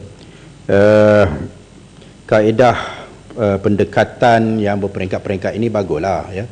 Tetapi bagaimana boleh dikatakan berperingkat-peringkat apabila selama ini pimpinan Barisan Nasional itu sendiri yang memperlekehkan dengan kenyataan seperti sup tangan, habis batu nak buat jalan, yang seperti mana yang disebut oleh Bacuk.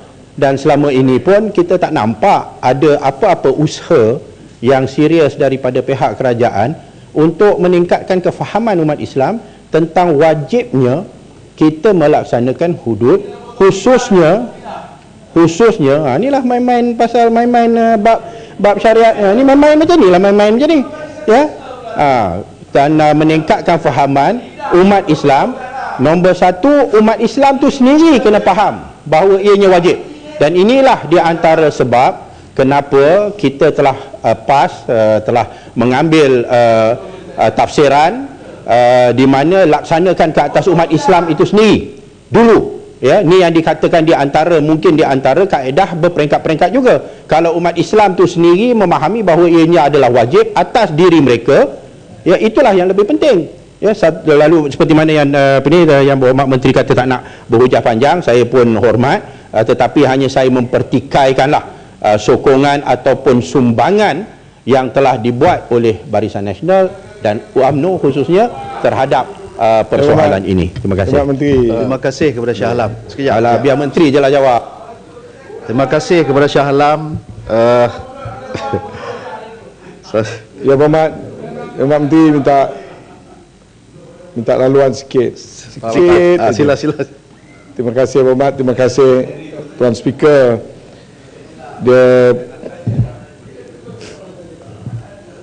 Saya sendiri pertama kalilah saya dengar satu kenyataan dalam Dewan Yang Mulia ini yang menyatakan dulu pimpinan mengeluarkan kata-kata sinis nak makan sup tangan pergi Kelantan. Kalau di Kelantan dah habis batu kerana buat hudud. Saya lama dalam kabinet pun lama, dalam parlimen pun lama, saya tak pernah dengar pula kerajaan pernah berkata begitu. Ini saya fikir Tuan Yang Dipertua, kita sedang berbincang satu isu yang serius, dan kita berbincang di depan rakan-rakan kita yang bukan beragama Islam. Kalau awal-awal lagi kita menunjukkan ketidakbijaksanaan kita, bila orang nak menghormati kita, inilah masalah kita, Tuan Yang Dipertua. Jadi saya nak bertanya dalam hubungan ini, Tuan Yang Dipertua dan Yang Berhormat Menteri, apakah practical problem yang bakal kita atasi? Yang Berhormat Menteri telah menyatakan soal pendirian soal komitmen kita dan soal tanggungjawab kita sebagai orang Islam yang berwajib nak melaksanakan undang-undang Islam. Tapi bila kita bergerak ke satu spektrum, yakni pelaksanaan, kita akan berhadapan dengan practical problem. Dan apabila kita sampai ke peringkat pelaksanaan juga, undang-undang ini tidak hanya boleh diterima oleh orang Islam sahaja, mesti juga boleh diterima oleh seluruh rakyat Malaysia kerana pelaksanaannya merangkumi semua. Apakah agaknya nanti yang menjadi persoalan apabila rakan-rakan kita yang beragama Islam di sebelah kerajaan telah pun mempamerkan komitmen kita melalui Dewan Undangan Negeri Kelantan, dan kita menjelaskan pula permasalahan kita di peringkat nasional, tetapi tidakkah nantinya masalah ini menjadi lebih besar kepada rakan-rakan kita yang berada dalam pembangkang, kerana pemimpin-pemimpin Islam dalam pembangkang telah menjadikan mereka minoriti dalam pembangkang, yang mereka sendiri tak berkuasa nak meyakinkan rakan-rakan pembangkang mereka sendiri. Takkah ini akan jadi masalah? Nak bagi Yang Hormat? Betul, tak betul tu. Ya. Kepala Batas. Kepala Batas. Yang lain duduk, yang Kepala Batas dulu. Okey. Yang Hormat Menteri, terima kasih. Saya sebenarnya saya mengamati semua yang diperkatakan oleh sahabat-sahabat baik daripada pembangkang maupun daripada Tereh. Saya cukup suka bila mana patah-patah bait-bait dan ayat-ayat yang disantuni oleh Wakil Bacok. Sebab itulah saya agak terkejut bila mana dibangkitkan oleh Shah Alam dengan keadaan yang seperti itu. Bila mana kita bicarakan tentang soal yang memang menjadi suatu benda yang kewajipan. Tak siapa pertikaikan hudud. Dari segi hukum, sebagai orang Islam, kita kena terima. Tetapi ia tidak membataskan kita untuk ada perbahasan tentang kaedah pelaksanaannya. Ia tidak membataskan kita untuk membincangkan tentang penafsirannya. Sebab itu dalam hudud-hudud di zaman Nabi pun, bila mana ada hudud, ada juga di kalanya Nabi melakukan perkara-perkara yang mengikut keadaan kesesuaian zaman dan tempatnya. Sebab itulah kalau dalam soal mencuri, as-sariqu was-sariqatu faqta'u aydihuma, potong tangan. Tapi ada hadis Nabi juga yang mengatakan la tuqta'u al-aidi fil ghazwi wa fis safari. Jangan potong tangan ketika dalam keadaan safar. Maknanya kaedah pelaksanaan dia juga merupakan ada antara perkara yang perlu diambil perkiraan supaya kita faham bahawa bila bercakap begini, saya sebagai orang Islam, Kepala Batas, tak menolak benda yang menjadi hukum Allah Ta'ala, tetapi benda yang menafsir pelaksanaan itu dipanggil fatwa.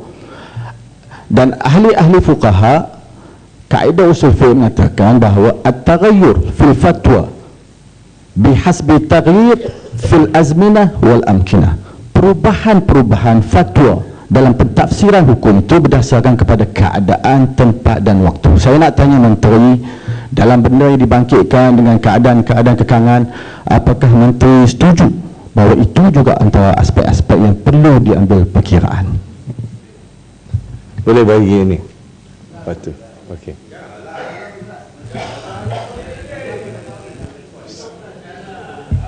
Ya, boleh. Terima kasih Yang Pertua, terima kasih Menteri. Bagi saya apa yang ditimbulkan oleh Tereh tadi bahawa kita ada masalah tak pernah dengar tadi, sebenarnya kita semua dengar dulu, kita semua dengar. Tapi bagi saya itu cerita lama. Itu adalah cerita lama. Baguslah sekarang ini kita mempunyai keadaan dan wadah yang baru, keadaan yang baru, wakil-wakil rakyat yang baru, dan yang terpelajar pula, yang mengetahui tentang Islam sekarang ini, wakil-wakil pada UMNO pun saya percaya amat mengetahui kewajipan ini.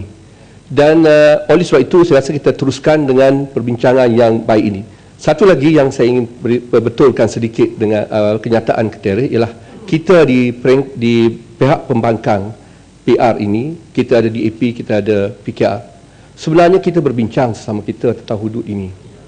Bukan kita memujuk dan kita menerangkan kepada mereka tentang hudud. Dan saya percaya Batu akan menyokong saya insya-Allah.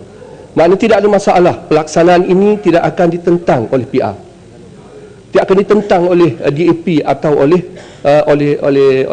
PKR. Insya-Allah insya-Allah dengan demokrasi, dengan kebebasan bersuara, berbincang begini, Allah telah menentukan bahawa insya-Allah kita boleh melaksanakan dengan mudah. Jadi jangan bimbang. Bagi saya jangan bimbang. Hanya kita nak sekarang ni, kita sebagaimana diterang tadi, bagaimana untuk kita laksanakan apa masalahnya yang kita akan hadapi, dan kita percaya akan ada masalah-masalahnya, tetapi kita cubalah untuk mengatasinya bersama, insya-Allah. Terima kasih. Tapi Bukit Gelugok jaga langkah mayat dia dulu. Macam mana tu? Nasi Gelugok mana? Tak ada dah. Tadi dia keluar. Tadi ada keluar dah. Ya, betul. Okey. Terima kasih. Saya pertama sekali saya dengar tadi apa yang Menteri sebut tentang sokongan dari pihak kerajaan terhadap usaha PAS untuk melaksanakan hudud, dan juga saya dengar dengan teliti bahawa itu adalah pendirian UMNO, dan UMNO akan melakukan sedaya upaya untuk membantu PAS melaksanakan sistem perundangan undang-undang mengikut kaedah demokrasi yang telah dipilih oleh orang Kelantan. Saya bagi Pakatan Rakyat, kita telah memahami bahawa pelaksanaan hudud ini adalah kewajipan orang Islam. Kita tidak pernah membantah orang-orang Islam untuk mengikut apa yang dituntut oleh agama dia masing-masing. Tetapi saya nak balik semula kepada apa yang telah diberitahu tadi oleh seorang lagi menteri tadi. Dalam realiti politik Dewan ini, di sini ada 3 parti.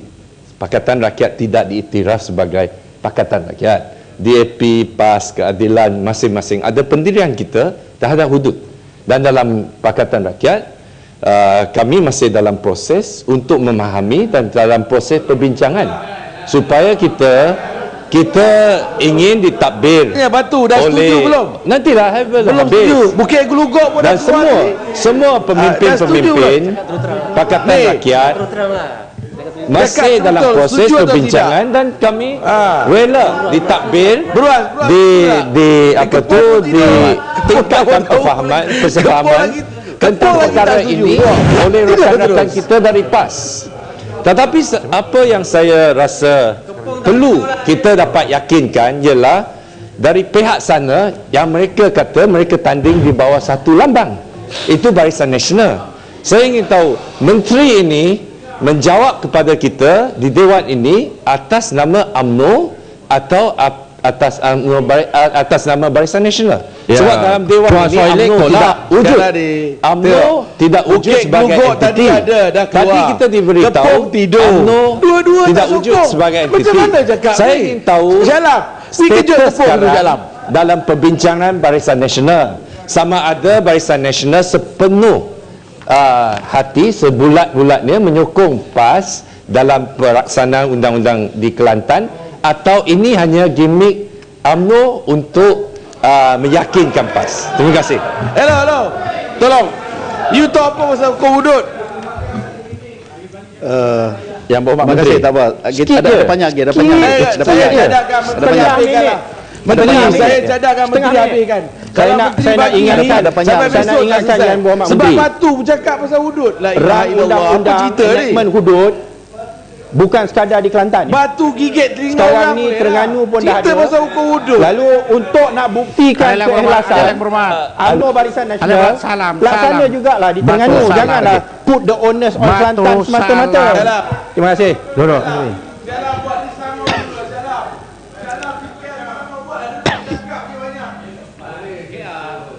Syalam tak boleh buat cakap banyak sudu UMNO. Balik boleh dinasihatkan untuk dia. Terima kasih Yang Ketua. Terima kasih Menteri. Saya ingin menyebut begini, dalam kita bincang isu yang berkait dengan undang-undang Islam ataupun peraturan Islam ini, janganlah kita jadikan dia sebagai satu polemik dan mengeluarkan kenyataan-kenyataan yang nantinya akan mencemarkan dan lebih menyusah dan menyukarkan keadaan. Cuma saya peringkat pertamanya saya ucap terima kasih kalau sekiranya betul pihak kerajaan mahu benar-benar melaksanakan syariat Islam ini. Suka saya sebut depan kita ada 2 isu. ada dua isu. Yang pertama ialah isu taknin dan yang kedua ialah isu tanfiz. Taknin itu ialah mengqanunkan ataupun melembagakan, mengundang-undangkan, mengaktakan undang-undang itu. Baik, yang kedua tanfiz, untuk melaksanakan. Mungkin tadi kita banyak bincang, Tarikh ada sebut tentang bagaimana problem pelaksanaan. Baik, kita selesaikan pertama dulu, iaitu taknin.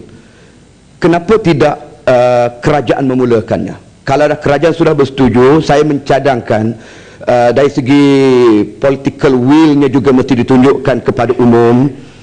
Kerajaan kemukakan usul untuk melaksanakan ataupun mentakminkan undang-undang syariat ini di peringkat negara kita supaya tak menimbulkan satu isu. Kemudian soal tanfiz, peringkat kedua, itu boleh kita tubuh satu jawatan kuasa, kita tubuh satu badan yang boleh bincang secara serius. Memang nak bincang secara perinci tentang pelaksanaan undang-undang ini, dia panjang. Dia panjang dan memang ada khilaf terlalu banyak di kalangan alim ulama kita. Sebagai contoh soal tadi, apakah melibatkan Islam saja ataupun bukan Islam. Ya, dalam perbahasan undang-undang terlalu panjang perkara ini. Jadi saya harap taknin itu diselesaikan terlebih dahulu, dan kalau boleh usul itu datang daripada kerajaan, dia lebih kukuh. Sebab saya ada dengar laporan media sebelum ini sikit lagi, yang Mak Dalam Menteri ada sebut tentang dia tidak akan membenarkan mana-mana negeri yang dipimpin oleh Barisan Nasional dilaksanakan hudud. Jadi kalau itu benar, malanglah, dan saya harap ianya tidak benar dan dapat diperbetulkan. Terima kasih. Terima kasih kepada ahli-ahli yang berhormat yang mengambil kesempatan perbahasan pada petang ini. Shah Alam, Ketereh, Kepala Batas, Bacuk, Batu dan juga Temeloh. Saya sebutkan tadi, saya tidak berminat untuk menjadikan Medan ini sebagai perbincangan, sebab kita sudah menarik kepada satu hala tuju yang lain, dan saya melihat bahawa kita perlu ada satu pendekatan politik yang berjiwa besar, di mana pendekatan politik berjiwa besar ini bukan di Dewan ini menjadi medan kita bermusuhan. Kalau di sini sudah kita tidak boleh mempunyai suatu keterbukaan hati dan juga perbincangan yang matang, maka di luar sana lebih-lebih lagi begitu. Dan kalau kita pakat untuk nak mencari di mana salah cakapan itu, ini dan sebagainya, maka di sebelah sini juga termasuk tuan-tuan ada cakap-cakap yang boleh diperbahas dan dibincangkan yang begitu panjang, tetapi rasa tidak baik sebagaimana yang Ketereh sebutkan di hadapan perbincangan kita ini, rakan-rakan kita yang bukan Islam dan sebagainya. Saya melihat Batu tadi ini, saya tak nak letakkan dia duduk di belakang, tetapi saya terpaksa gitu supaya saya tak nak campur adukkan, bukan kerana nak downgradekan dengan izin ataupun dengan tidak melayani, sebab semacam kita bercakap agama ni yang bukan Islam tak boleh nak bercakap, tapi saya tak nak campurkan. Dan saya melihat Batu mempunyai pendirian yang begitu tersendiri dalam hal yang berkaitan dengan perundangan Islam. Tapi sebab itu saya kata tak nak buka. Bila kita buka, Batu tanyakan pula, saya berdiri di sini atas sifat apa? Atas sifat parti ke? Maka saya menjawab di sini bagi pihak kerajaan kabinet, menteri yang dilantik untuk menjawab persoalan yang telah disimpulkan oleh Batu.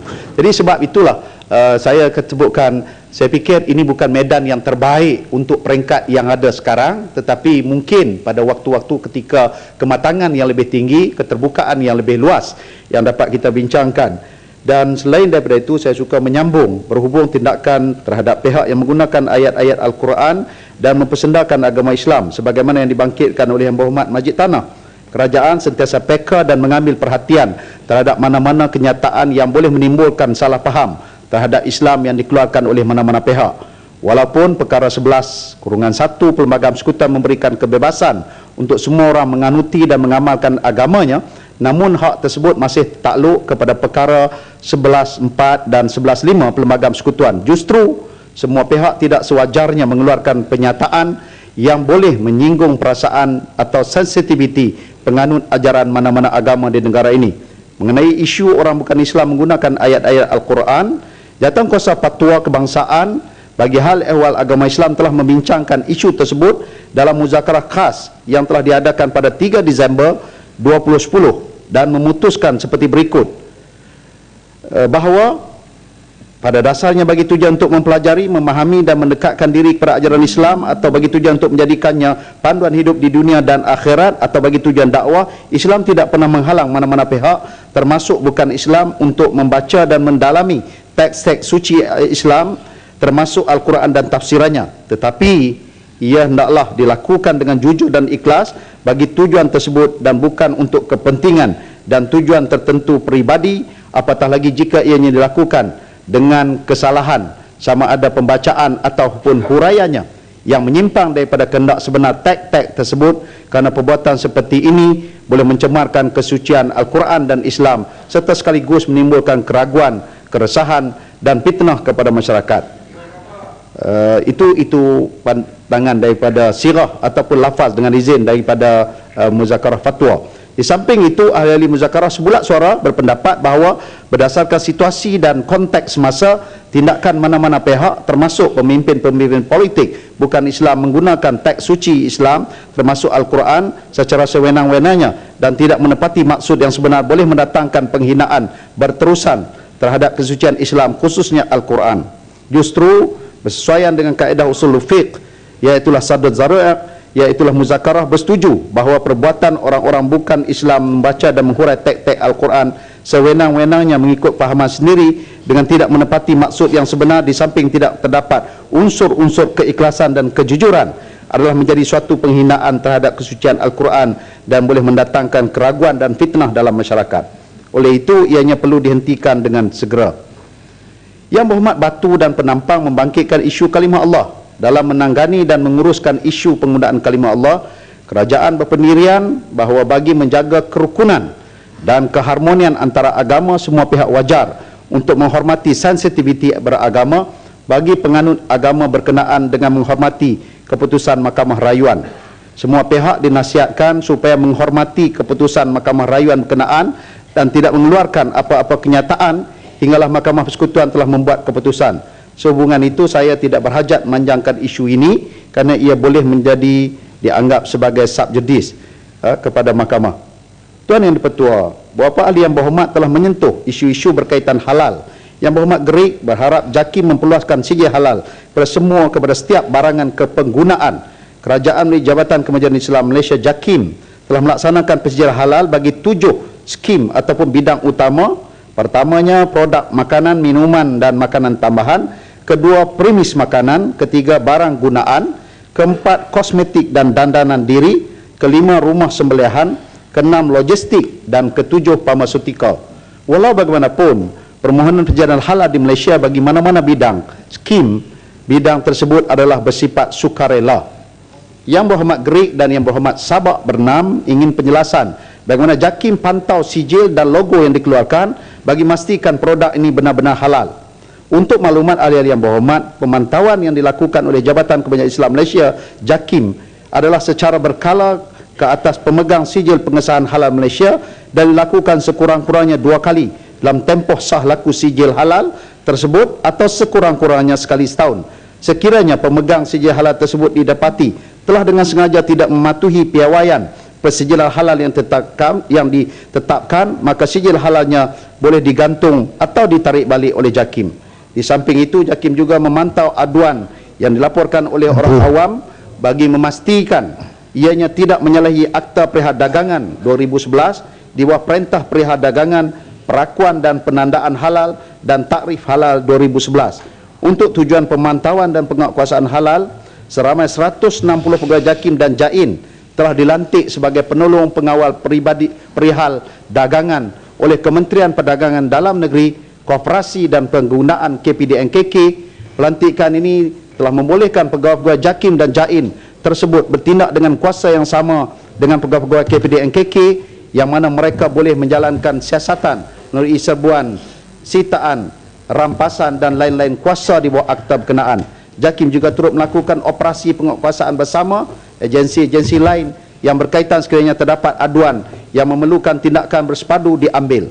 Agensi-agensi terlibat ialah bahagian penguatkuasaan Kementerian Perdagangan Dalam Negeri, Penggunaan dan Koperasi KPDNKK, pihak berkuasa tempatan PBT, Kementerian Kesihatan Malaysia dan Jabatan Perkhidmatan Veterina. Selain itu, dalam usaha memperkasakan pemantauan halal Di Malaysia, JAKIM telah mengambil langkah proaktif dengan membangunkan aplikasi-aplikasi di telefon pintar seperti Halal Square, My JAKIM, Directory Halal Malaysia bagi tujuan mengesan, memantau restoran premis produk yang menggunakan logo Halal Malaysia hendaklah mempunyai sijil pengesahan Halal Malaysia yang sah.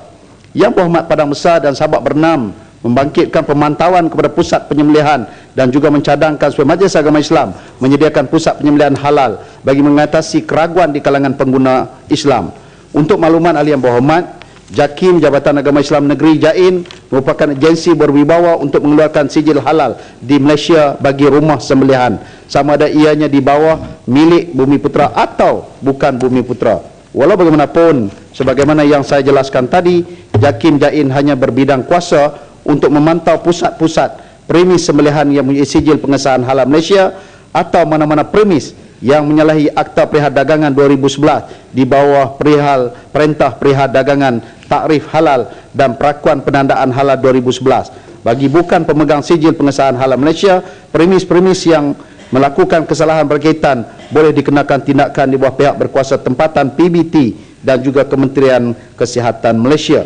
Berhubung penyediaan pusat penyembelihan di wilayah persekutuan, Majlis Agama Islam Wilayah Persekutuan MAWIP telah mengkaji untuk mewujudkan pusat sembelihan di Kuala Lumpur dengan kerjasama JAKIM Dewan Bandaraya Kuala Lumpur di BKL dan Kementerian Perdagangan Dalam Negeri, Koperasi dan Kepenggunaan KPDNKK. Walau bagaimanapun, perkara tersebut perlu diperincikan terlebih dahulu agar ia benar-benar dapat memenuhi keperluan umat Islam khususnya di wilayah persekutuan, di samping pelibatan dalam bidang perniagaan yang menjadi bidang baru kepada majlis-majlis agama di seluruh Malaysia. Dah terlepas tadi. Menteri, saya nak kembali kepada jawapan yang telah diberi oleh Menteri tadi. Menteri telah sebut bahawa kes yang mengenai kalimah Allah ini masih di dalam mahkamah. Itulah sebab adalah untuk mengelakkan subjuris tidak mau menyentuh. Tapi saya ingin dapat pengesahan dari Menteri bahawa Perdana Menteri sendiri pada 25 Januari 2014 sebelum mahkamah buat keputusan juga komen tentang kalimah ini tidak sesuai atau tidak boleh digunakan oleh golongan bukan Islam. Saya ingin dapat tahu itu adalah pendirian peribadi Perdana Menteri atau pendirian kerajaan. Dan kalau itu pendirian kerajaan, saya juga ingin tahu apakah status persetujuan 10 poin yang telah dijamin oleh Perdana Menteri terhadap negeri-negeri Sabah Sarawak. Dan akhir sekali saya juga kemukakan satu proses untuk perbincangan untuk mencapai satu muafakat kebangsaan supaya mengelakkan pertengkahan di antara agama dan juga mencari kaedah yang boleh kalimah yang boleh disetujui oleh pihak Kristian atau kumpulan lain, termasuk menggunakan istilah lama Elohim atau ilahi sebagai penggantian kepada Allah. Saya ingin dapat penjelasan daripada perkara-perkara begitu. Terima kasih kepada Yang Berhormat Batu. Saya dah pergi sampai ke halal dah, dia patah balik pada kalimah Allah pula. Apa tu, tak habis ke pun, halal pun tak habis lagi. Tapi tak apalah, oleh kerana Batu tanya juga. Yang Amat Berhormat merujuk kepada di Majlis Agama Islam seluruh Malaysia kecuali di Sabah dan Sarawak telah pun mempunyai enactment masing-masing yang ada kaitan langsung dengan kalimah Allah. Apa sekalipun, maknanya tidak ada mana-mana suara yang boleh supersede dengan izin ataupun yang boleh mengatasi daripada peruntukan itu, melainkan keputusannya harus dibuat di mahkamah. Jadi sebab itu Yang Amat Berhormat Perdana Menteri cukup memahami bahawa di Malaysia dalam konteks semenanjung, negeri-negeri sudah ada enactment masing-masing dan pendirian dalam konteks kalimah Allah tersebut. Dan kecuali di Sabah dan juga di Sarawak, maka sebab itu di Sabah dan Sarawak di sana ada peruntukan yang lain yang dibincangkan. Namun kalau sekiranya sudah ada enactment yang berkaitan, ianya tidak boleh mengatasi enactment itu oleh mana-mana suara dan juga mana-mana pandangan. Jadi sebab itu saya katakan ianya adalah merupakan perkara yang telah pun ditetapkan. Dan dalam masa yang sama juga ialah sebagaimana Yang Berhormat katakan tadi, saya bersetuju kalau Yang Berhormat amat-amat bersetuju untuk meletakkan soal kalimah Allah ini sebagai satu kepentingan, walaupun ada orang Islam kata kalau nak guna kalimah Allah masuk Islam dulu, tapi saya tak berhasrat untuk menyatakan demikian kepada batu. Tetapi kalau begitu, alhamdulillah, apapun sekalipun saya ingin menyatakan bahawa dalam konteks yang berkaitan dengan soal cadangan Yang Berhormat itu, biar kita bincangkan nanti selepas daripada keputusan yang diputuskan oleh pihak mahkamah yang akan memberikan keputusan Mahkamah Persekutuan nanti.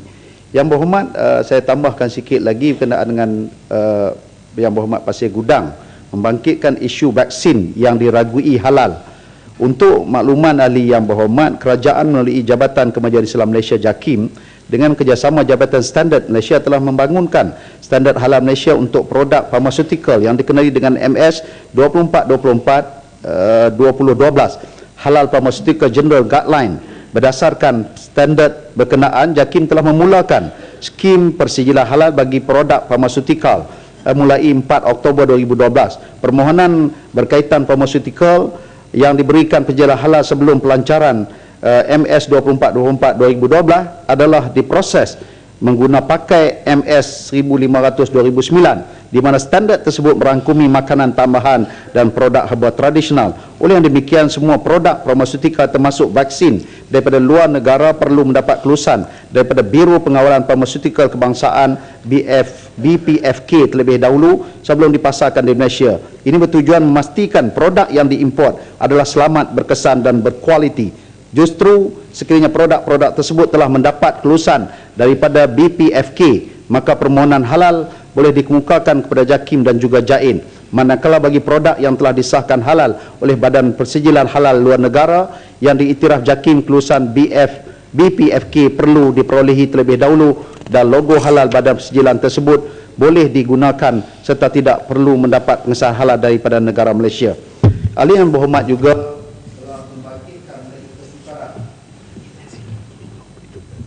kesukaran pihak industri cottage dan juga pengusaha di luar bandar mendapat sijil halal. Persijil halal yang dilakukan oleh JAKIM JAIN adalah menggunakan pakai Malaysian Standard MS 1500 2009 dan Manual Prosedur Persijil Halal Malaysia MPHHM serta fatwa kebangsaan sebagai rujukan utama sebagai undang-undang lain yang berkaitan. Justru setiap pemohon persijilan halal Malaysia hendaklah mematuhi piawaian persijilan seperti yang ditetapkan, termasuklah bagi industri cottage, pengusaha berskala kecil di kampung di luar bandar. Walau bagaimanapun, JAKIM bersama agensi-agensi pembimbing seperti Halal Development Corporation, HDC, PAMA, MARDI, RISDA, FERDA dan lain-lain agensi yang berkaitan telah bekerjasama bagi membantu pengusaha industri cottage ini supaya mendapat mematuhi piawaian persijilan halal yang telah ditetapkan. Sekiranya memenuhi syarat-syarat yang ditetapkan, sijil pengesahan halal Malaysia akan diberi dalam tempoh 30 hari bekerja dan tarikh pembayaran dibuat dan tiada notis ketidakakuran dikeluarkan semasa audit pematuhan dijalankan atas premis tersebut. Yang Berhormat Sheikh pula meminta kerajaan mewajibkan restoran. Boleh? Bolehlah. Terima kasih. Terima kasih Tan Sri Speaker, terima kasih Menteri. Tadi Menteri kata pasal sijil halal untuk industri cottage industry. Satu daripada kriteria untuk mendapat persijilan halal mesti berada dalam kawasan kilang ataupun tempat yang telah diiktirafkan oleh industri, oleh Kementerian Perdagangan.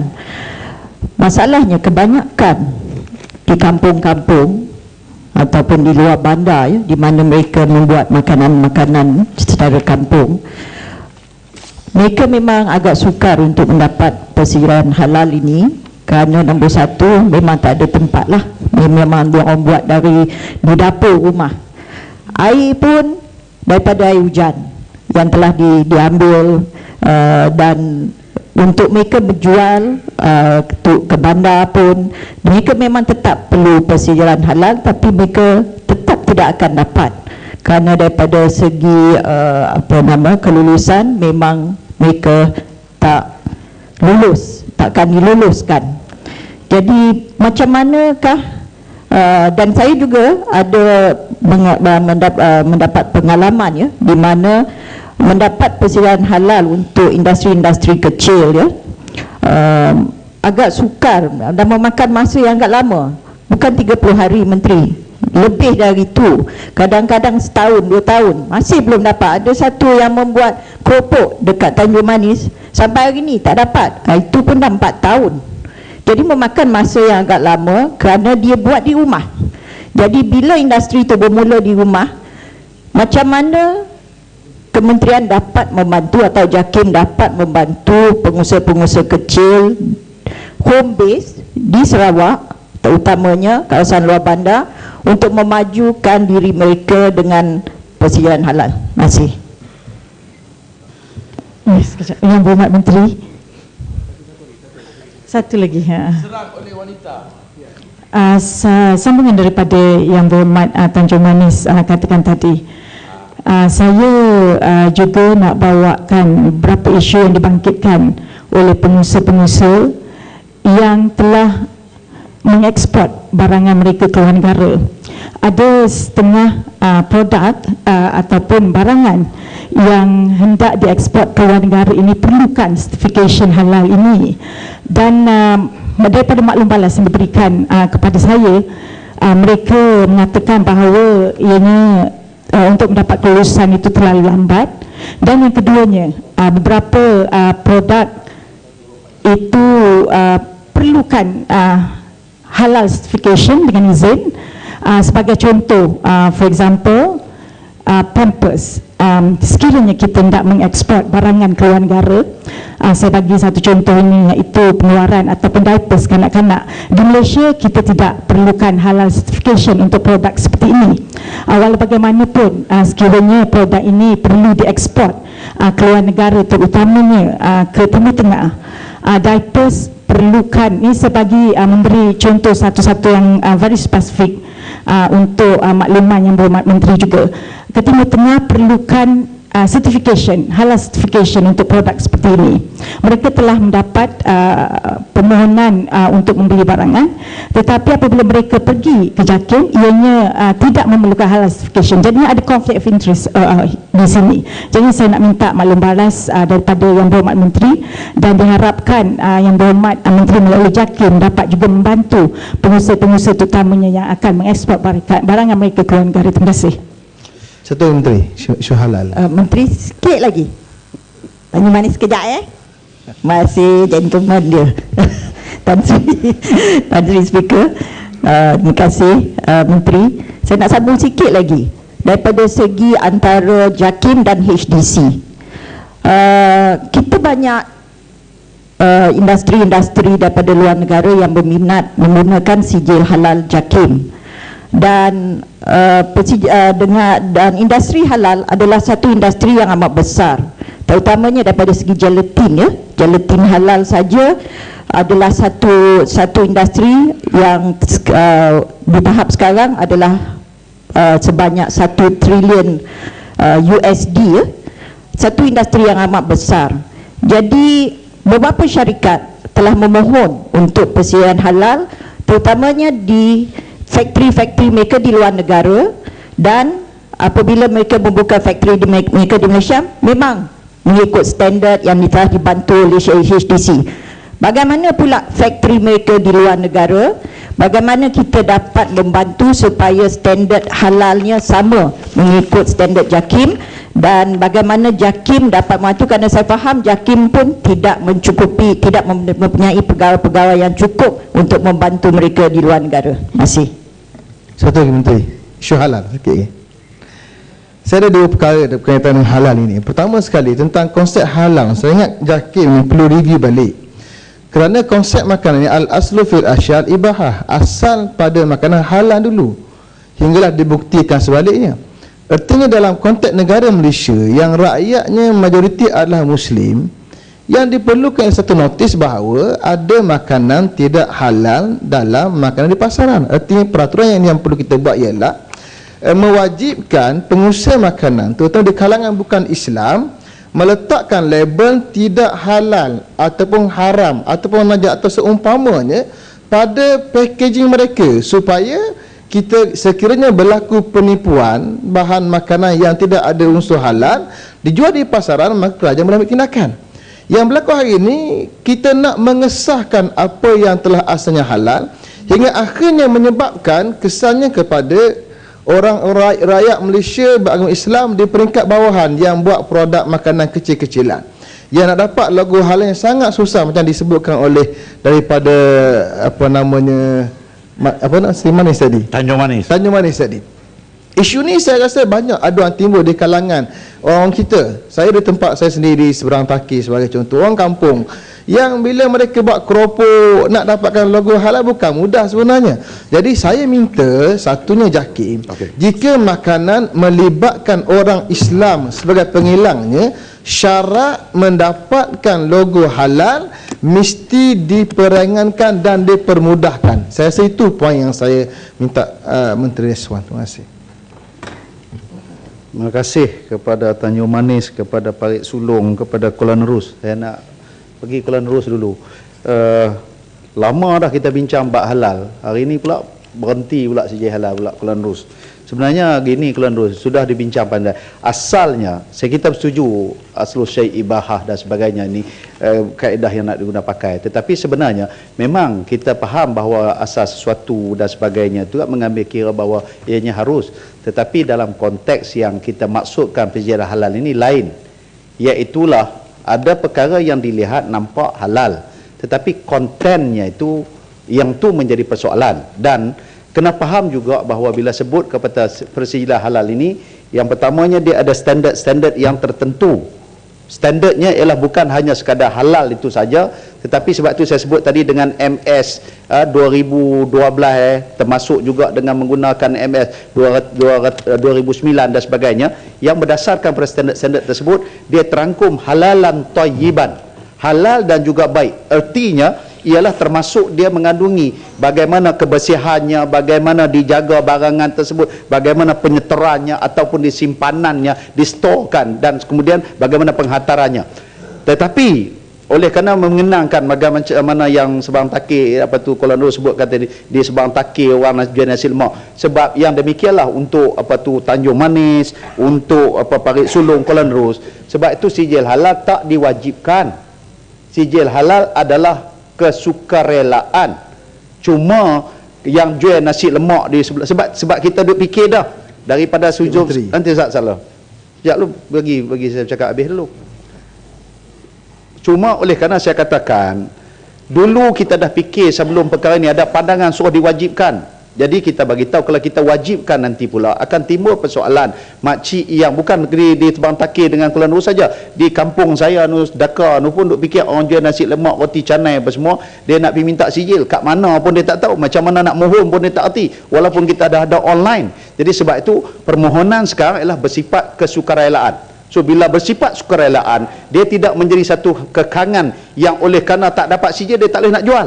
Cuma mungkin barangkali dalam persaingan produk pada peringkat yang ada sekarang, dia memerlukan kepada ramai persaingan-persaingan, dia ada nilai tambah bila dia ada sijil-sijil tersebut. Dan saya setuju kalau produk-produk kampung termasuk dalam kelulusan sijil halal tersebut, dia mestilah dilihat juga cara penyediaan, bagaimana dia sediakan. Ambil contoh keropok, di mana dia jemurkan keropok tersebut.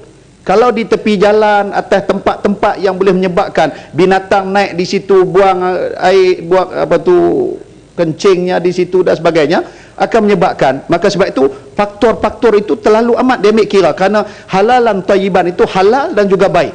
Itu di antara faktor yang menyebabkan kenapa yang demikian. Namun sebagaimana kata Parit Sulong dan sebagainya disebutkan tadi juga dengan Tanjung Manis, kita mencadangkan supaya nanti dulu tak bagi. Saya habis lagi, saya bagi poin itu. Saya nak pada poin yang jangan risau, kalau tidak saya hilang poin pula. Supaya dalam keadaan yang demikian, kita industri di rumah, kita setuju dia buat di rumah, tetapi dia pastikan kebersihan. Mudahnya halal, sijil halal yang tergantung di kedai dia tu terpampang pada package ataupun pada packagingnya tu dengan izin Tan Sri Petua, ialah terkandung juga kebersihan, terkandung juga kualiti yang diluluskan oleh Kementerian Kesihatan. Maknanya kalau di rumah dia disediakan dengan jalan yang tidak berapa menepati kehendak kebersihan, maka sijil tidak dikeluarkan. Sebab itu halalan thayyiban tadi. Namun saya mencadangkan industri kecil cottage ini untuk supaya dia bernaung yang beroperasi di rumah ini, dia bernaung dengan agensi-agensi yang boleh membantu mereka, iaitulah untuk persijilan halal yang tertentu, seperti mana syarikat-syarikat ataupun jabatan-jabatan yang tertentu, seperti mana MABDI dan juga seperti mana jabatan-jabatan yang berkaitan, untuk membantu mereka bagi tujuan mempertingkatkan industri mereka di kawasan ataupun di rumah masing-masing. Dalam masa yang sama juga kita mengharapkan supaya kita dapat memahami bahawa bila sebut kata masalah tiada tempat, jadi maknanya kita tak nak bila sijil halal kita keluar maka dia disajikan dalam keadaan yang tidak bersih. Ambil contoh, ada belacan yang masuk sijil halal tetapi ada belacan yang tak masuk sijil halal. Jadi belacan yang halal dan tak ada tulis halal tersebut, kedua-duanya tu secara umumnya dia dibuat daripada udang, halal lah. Tapi kita tak keluar sijil tu di antaranya kerana bila dah buat belacan, nak jemur belacan ni, kan ada kucingnya nanti di situ, ada anjingnya di situ lalu dan sebagainya, ada lalat dan sebagainya. Jadi proses penyimpanan dan proses untuk nak menyediakan tersebut dia ambil kira. Kelan terus. Terima kasih Menteri. Saya rasa alasan yang diberi isu anjing, lalat, itu semua itu bukan alasan sebenarnya. Logo halal ni halal, bukan logo halalan thayyibat, satu benda. Isu tu sekarang begini, memang kita tahu bahawa halal bukan diwajibkan kepada semua yang membuat makanan. Dia hanyalah tambah seperti disebut oleh Menteri tadi. Sekarang ni ialah rakyat kita orang kampung, mereka nak maju ke depan. Dia nak maju ke depan, mereka perlu pergi lebih jauh dengan modal yang terhad. Masalah mereka nak dapat sijil halal dengan cara mudah agak sukar. Ini saya kira tadi perlu satu keprihatinan kepada JAKIM agar memudahkan mereka supaya industri kecil-kecilan walaupun dengan modal kecil sekalipun mereka dapat halal. Kerana al-asru fil asyal ibadah. Cerita anjing lalu saya rasa tak berlaku di kampung-kampung anjing lalu ni, benda yang satu. Yang kedua Menteri, isu halal kita ialah isu sebenar ialah isu orang bukan Islam yang buat produk makanan yang dipasarkan di merata tempat yang mungkin ada bahan tidak halal. Ini keperhatian besar kerajaan yang untuk kita pastikan mereka mendapatkan logo halal. Itu dia. Saya sebutkan sebentar tadi, mungkin kita dalam ini kita berkeliru sebab kita masa kita kemukakan sijil halal tersebut, kita dah sebutkan bahawa dalam sijil halal itu dia terkandung juga dalam itu bagaimana segala proses sehingga sampai from farm to the table. Itu yang kita maksudkan. Sijil halal tersebut dia bukan kata tidak ada gelatin yang berunsur babi dan juga berunsur yang minuman yang boleh memabukkan saja, tetapi itulah sijil halal. Sebab itu kita tak wajibkan, kita bagi secara terbuka. Itu prinsip yang telah diputuskan berdasarkan kepada standard yang telah kita letakkan pada sijil tersebut, dan bagitulah juga sebab ramai orang. Namun saya nak sebutkan juga sekali lagi, sebenarnya tadi saya lupa nak jawab juga bahawa 30 hari itu untuk dapat sijil adalah apabila mereka comply. Ada yang sampai 4 tahun dan juga 5 tahun dan sebagainya, mereka ni tak mematuhi syarat permohonan yang telah kita tetapkan. Datuk Tan Sri yang Petua, saya mohon izin pasal dah terlalu panjang saya cakap ni. Saya pasal dah panjang dah, nanti kita bincang. Tapi yang pasal tu sebab itu pengusaha pengeksport, jadi saya nak minta juga yang berhormat Menteri kalau boleh permudahkan. Memang kat Malaysia kita tak perlu halal. Kita setuju permudahkan, tetapi jangan sampai melanggar prinsip peraturan yang telah kita tetapkan. Terima kasih. Tan Sri yang Petua, saya menjawab soalan yang berhormat Sik oleh kerana dah masa terlampau panjang saya berdiri di sini, rakan-rakan saya ramai menunggu, kesian rakan mereka. Sik ada sini? Sebab yang tak ada saya akan bagi bertulis Tan Sri. Sebagaimana saya jelaskan sebentar tadi, pada masa ini permohonan untuk mendapat sijil pengesahan halal bersifat sukarela dan tidak menjadi satu kewajipan pada pengusaha industri. Namun begitu, sebagian besar pengusaha restoran telah memohon dan berjaya mendapat sijil pengesahan halal daripada JAKIM MAIN.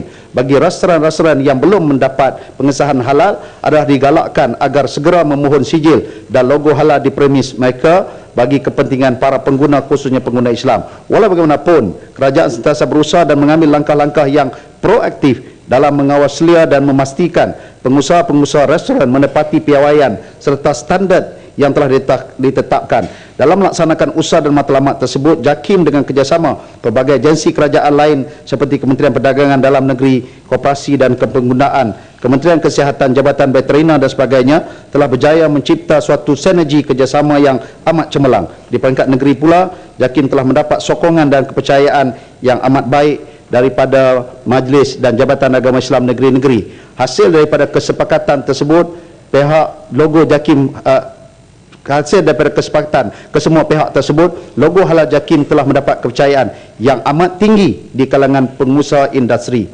Tuan Yang di-Pertua, selain daripada itu juga ialah Yang Berhormat Sahabat Bernam. Ada dan Dewan.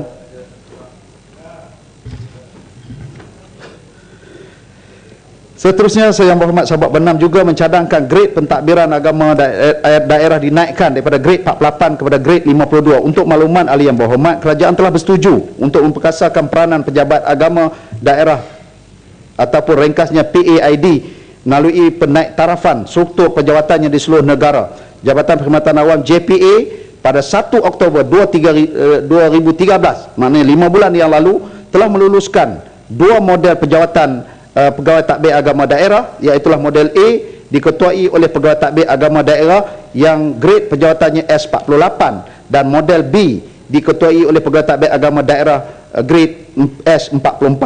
Memandangkan pelaksanaan model pejawatan pegawai agama daerah ini masih lagi baru, iaitu 5 bulan, JAKIM berpandangan kajian semula grade perjawatan pegawai takbir agama daerah daripada S48 kepada S52 akan dilaksanakan setelah dinilai keberkesanan pelaksanaan model pejawatan pegawai takbir agama daerah sedia ada. Yang Berhormat Ketereh, Yang Berhormat Bukit Gantang, Yang Berhormat yang lain membangkitkan isu penggunaan bomoh dalam usaha mengesan MH370 dan minta pihak berwajib tidak membiarkan. Untuk maklumat ahli Yang Berhormat, kerajaan tidak mengarahkan mana-mana pihak untuk menggunakan bomoh dalam usaha mengesan MH370. Kerajaan juga menyelar usaha pihak-pihak yang mendapat khidmat bomoh yang melanggar batas-batas syarak dalam usaha pencarian pesawat MH370 yang secara jelas adalah bertentangan dengan Islam. Pihak kerajaan melalui JAKIM bersama dengan pihak berkuasa agama negeri sedang dan akan sentiasa membuat pemantauan di Kuala Lumpur International Airport KLIA supaya perkara tersebut tidak berulang dan tindakan undang-undang akan diambil terhadap mana-mana pihak yang terlibat. Juga ingin saya jelaskan mengenai isu ini dalam berita yang disiarkan dalam akhbar. Sekejap, bagi saya habis dulu boleh? Pada 12 Mac 2014 berita tersebut hendaklah dibaca sepenuhnya sebelum membuat andaian, kerana dengan jelas dinyatakan bahawa perenggan kedua mendoakan kebaikan kepada misi mencari dan penyelamat itu amat diperlukan, namun mestilah berlandaskan syarak yang ditetapkan oleh Islam. Sila. Ya. Terima kasih Tan Sri Speaker. Saya ingin bertanyakan Yang Berhormat Menteri, siapakah yang mengupah bomoh tersebut? Dan mengapa mereka boleh dibenarkan untuk masuk ke kawasan lapangan terbang KLIA? Terima kasih. Yang Berhormat, satu soalan daripada Yang Berhormat mana tadi? Tanjung. Lapangan terbang adalah merupakan tempat yang terbuka. Kalau tanya siapa yang mengupah, tentunya kita tak boleh nak jawab. Sebab bukan urusan kita pergi tanya kepada dia, dan lapangan terbang adalah tempat yang terbuka. Siapa-siapa yang pergi sekalipun untuk berada di lapangan terbang di saat dan ketika ini tidak menjadi satu persoalan untuk orang menahan. Dan bahkan bukan takat itu, apa pakaian yang dipakai pun tidak menjadi masalah. Bahkan kalau katakan Yang Berhormat pergi sekarang pun buka baju sebagai contoh, bukan dengan niat untuk menghina, tidak, tapi orang akan menganggap ini mungkin barangkali pelancong daripada Taiwan, daripada mana sebagainya, contoh orang melihat sebab secara pakaian. Namun kehadiran yang seperti itu untuk menahannya ialah mestilah kehadiran daripada Majlis Agama Islam, dan dalam konteks KLIA dia mestilah penguatkuasanya datang daripada negeri Selangor. Dan Alhamdulillah kita telah pun berbincang dengan Selangor, minta untuk supaya tindakan diambil kalau sekiranya perkara ini berlaku, dan kita amat kesal dalam suasana dunia yang sedang melihat apa yang sedang dilakukan dengan kesungguhan hati Yang Amat Berhormat Perdana Menteri dan seluruh menteri-menteri kerajaan dan sebagainya, termasuk seluruh rakyat Malaysia, melihat dengan penyatuan hati untuk supaya kita mampu menoktahkan pencarian. Namun dalam masa yang sama ada hal-hal yang boleh menyebabkan orang melihat perkara ini mencemarkan, dan kerajaan tidak pernah mengupah mana-mana pihak, dan mungkin barangkali sama ada dia datang sendiri dan sebagainya, tetapi ya, di peringkat JAKIM kita telah mengarahkan supaya Majlis Agama Islam Negeri Selangor untuk sentiasa memantau dan bersiap sedia berada di kawasan tersebut sekiranya perkara tersebut. Muhammad Menteri, boleh Yang tanya Berhormat, sikit? Menteri? Boleh tanya sikit? Saya yang tanya soalan ni dalam perbahasan. Boleh saya sambung sikit? Terima kasih. Yang Berhormat, saya dengar dengan jelas penerangan Yang Berhormat tadi. Sebab salah satu faktor saya mempersoalkan tempoh hari adalah kerana di sini ada satu utusan online pada 12 hari bulan 3 2014. Tajuk dia sendiri mengatakan tidak salah guna khidmat Bomo Jamil Kir. Ini adalah petikan daripada utusan online sendiri. Oleh sebab itulah saya tempoh hari telah membawa persoalan ini. So saya minta Yang Berhormat menjelaskan. Terima kasih. Yang telah pun daripada KAPA, ya. Terima kasih kepada KAPA. Sebenarnya saya setuju Yang Berhormat kata tajuk, tapi Yang Berhormat untuk pada waktu-waktu yang lain, sama ada Yang Berhormat merujuk mana-mana akhbar, elok Yang Berhormat membaca sehingga sampai habis dalam tu. Jangan baca tajuk saja. Sebab tajuk dia akan menyebabkan mislead ataupun menyebabkan Yang Berhormat tersilap penafsiran. Sebab saya sebutkan dalam tu Yang Berhormat, saya sebutkan apabila ditanyakan tentang pencarian pada hari tersebut, akhbar yang disebut yang dikeluarkan pada hari tersebut ialah pada 12 Mac 2014. Jadi pada 12 Mac tersebut, 11 Mac saya ditanyakan dalam satu majlis apakah usaha-usaha yang telah dibuat, dan saya beritahu usaha yang pelbagai yang boleh dibuat semayang hajatnya dan sebagainya dalam konteks orang Islam. Dia kata boleh tak dalam konteks perbunuhan. Saya ingin meletakkan pada waktu itu, kerana kalau waktu itu Yang Berhormat KAPA belum ada di Dewan ini, saya di antara orang yang pada waktu Kementerian Kesihatan Yang Berhormat masa tersebut Datuk Seri Leong Tiong Lai telah pun membawa usul, ya Berhormat Bentong ada di sini juga. So boleh jadi saksi, saya bersama-sama kita berbincang bersama dengan Yang Berhormat Perdana Menteri bawa satu akta untuk Kementerian Kesihatan bagi pengamal-pengamal perubatan Islam dan juga ke dalam quote and quote dengan izin Tan Sri, iaitulah yang disebutkan dengan BOMO.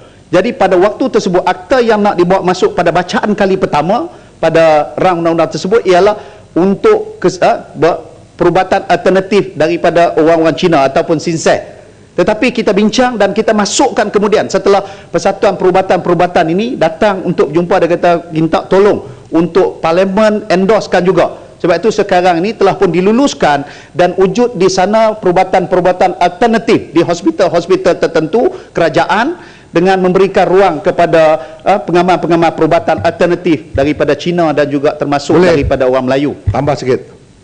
Sila. Ya, Muhammad Menteri. Sahabat saya kena bertanya, sila. Kemarin hari ini Mukti Perak telah menyeru kepada Bomo ni, Raja Bomo ni, supaya dia bertaubat daripada melakukan amalan yang sebegini. Jadi jelas bahawa salah dari segi hukum. Apa tindakan yang telah diambil oleh kementerian ke arah mengekang jangan ada lagi pengamal perubatan alternatif sebegini menyeleweng dan memalukan umat Islam itu sendiri. Sebab saya sendiri tidak setuju dengan perbuatan dia. Sebab saya faham kalau orang berilmu, dia tidak akan tunjukkan ilmu dia. Dia tidak akan berasa riak. Yang riak, yang sombong ini, Tuhan saya, Allah Ta'ala saya, manusia tidak boleh. Sebab itu kata Mbah, sehebat-hebat kamu manusia, saya lagi hebat. Sehingga hari ini kehebatan manusia MH370 pun belum ditemui sebab Allah tidak mengizinkan. Apa pandangan Yang Berhormat Menteri? Terima kasih Kinabatangan.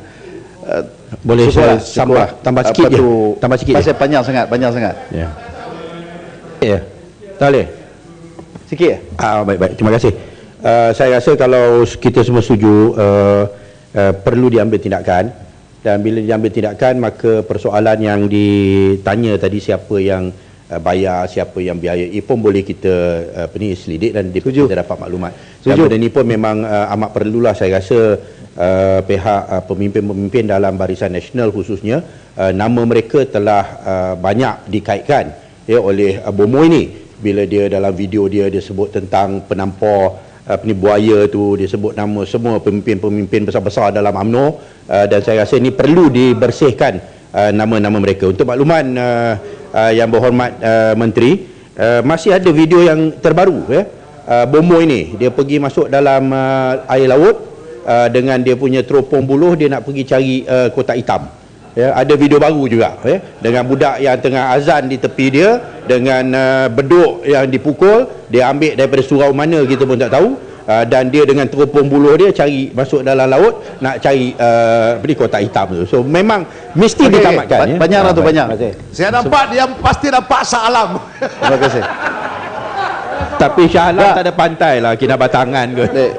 Terima kasih kepada semua pandangan. Kita bersetuju bahawa ada di sana, sebab sekarang ni IP paper saya dipahamkan oleh Selangor, Majlis Agama Islam, Jabatan Agama Islam telah pun mengeluarkan kertas investigation paper dengan izin, kertas siasatan yang telah pun dibuka, dan kita setuju elok dibagi tahu juga siapa yang had upah tadi yang berhormat kata tadi, sebab bukan satu pihak je yang dinamakan. Dia tak sebut upah, tapi dia namakan banyak orang dalam tu, termasuk belah pangkang, termasuk juga belah kerajaan. Jadi elok semua, dan bukan medan kita untuk bincang di sini. Dan saya yang berhormat, seterusnya ialah berkaitan dengan tabung haji pokok sena. Pokok sena kalau tak ada saya bagi dengan jawapan bertulis.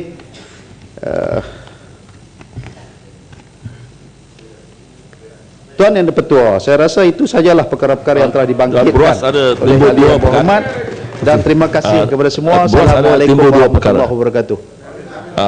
Menteri, saya rasa ada satu perkara yang kita bangkitkan tak terjawab. Kelima. Terima kasih untuk dalam perbahasan kita sebelum ni ada satu perkara yang bangkit, tapi saya tak dapat dengar daripada penjelasan Menteri tadi. Ialah berkait dengan pemantauan pihak berkuasa agama terhadap isu sosial, konsert liar yang semakin menjadi-jadi dalam negara kita. Baru-baru ini ditangguh dan dibatalkan kerana dua perkara. Yang pertama kerana kematian 6 remaja dalam Future Music Festival Asia, dan yang kedua ni Twin Tower ni dibatalkan kerana menghormati MH370. Jadi soalnya, apakah nanti ada kematian ataupun ada kapal terbang jatuh wala'iyadzubillah baru nak batalkan konsert itu, dan dia diluluskan oleh pihak Puspal. Jadi apa jabatan agama ataupun pihak berkuasa agama bertindak dalam perkara ini? Saya tengok satu sudut, baru ni dianjurkan selawat, nampak Islamik, Alhamdulillah, Menteri pun hadir. Tapi dalam masa yang sama, diimarahkan negara kita dengan maksiat dan mungkar. Jadi ini adalah satu perkara yang sangat menduka cita kalah. Wala talbisul haqqa bil batil. Jangan campur adukkan di antara yang hak dan yang batil itu. Jadi mohon penjelasan daripada pihak Menteri. Menteri, ada dua perkara yang saya banyak dah cukup. Saya dah cukup masa nanti kemudian. Dua perkara yang saya ada perkara yang ditimbulkan nanti, ada kementerian yang berkaitan untuk jawab untuk soalan yang berhormat.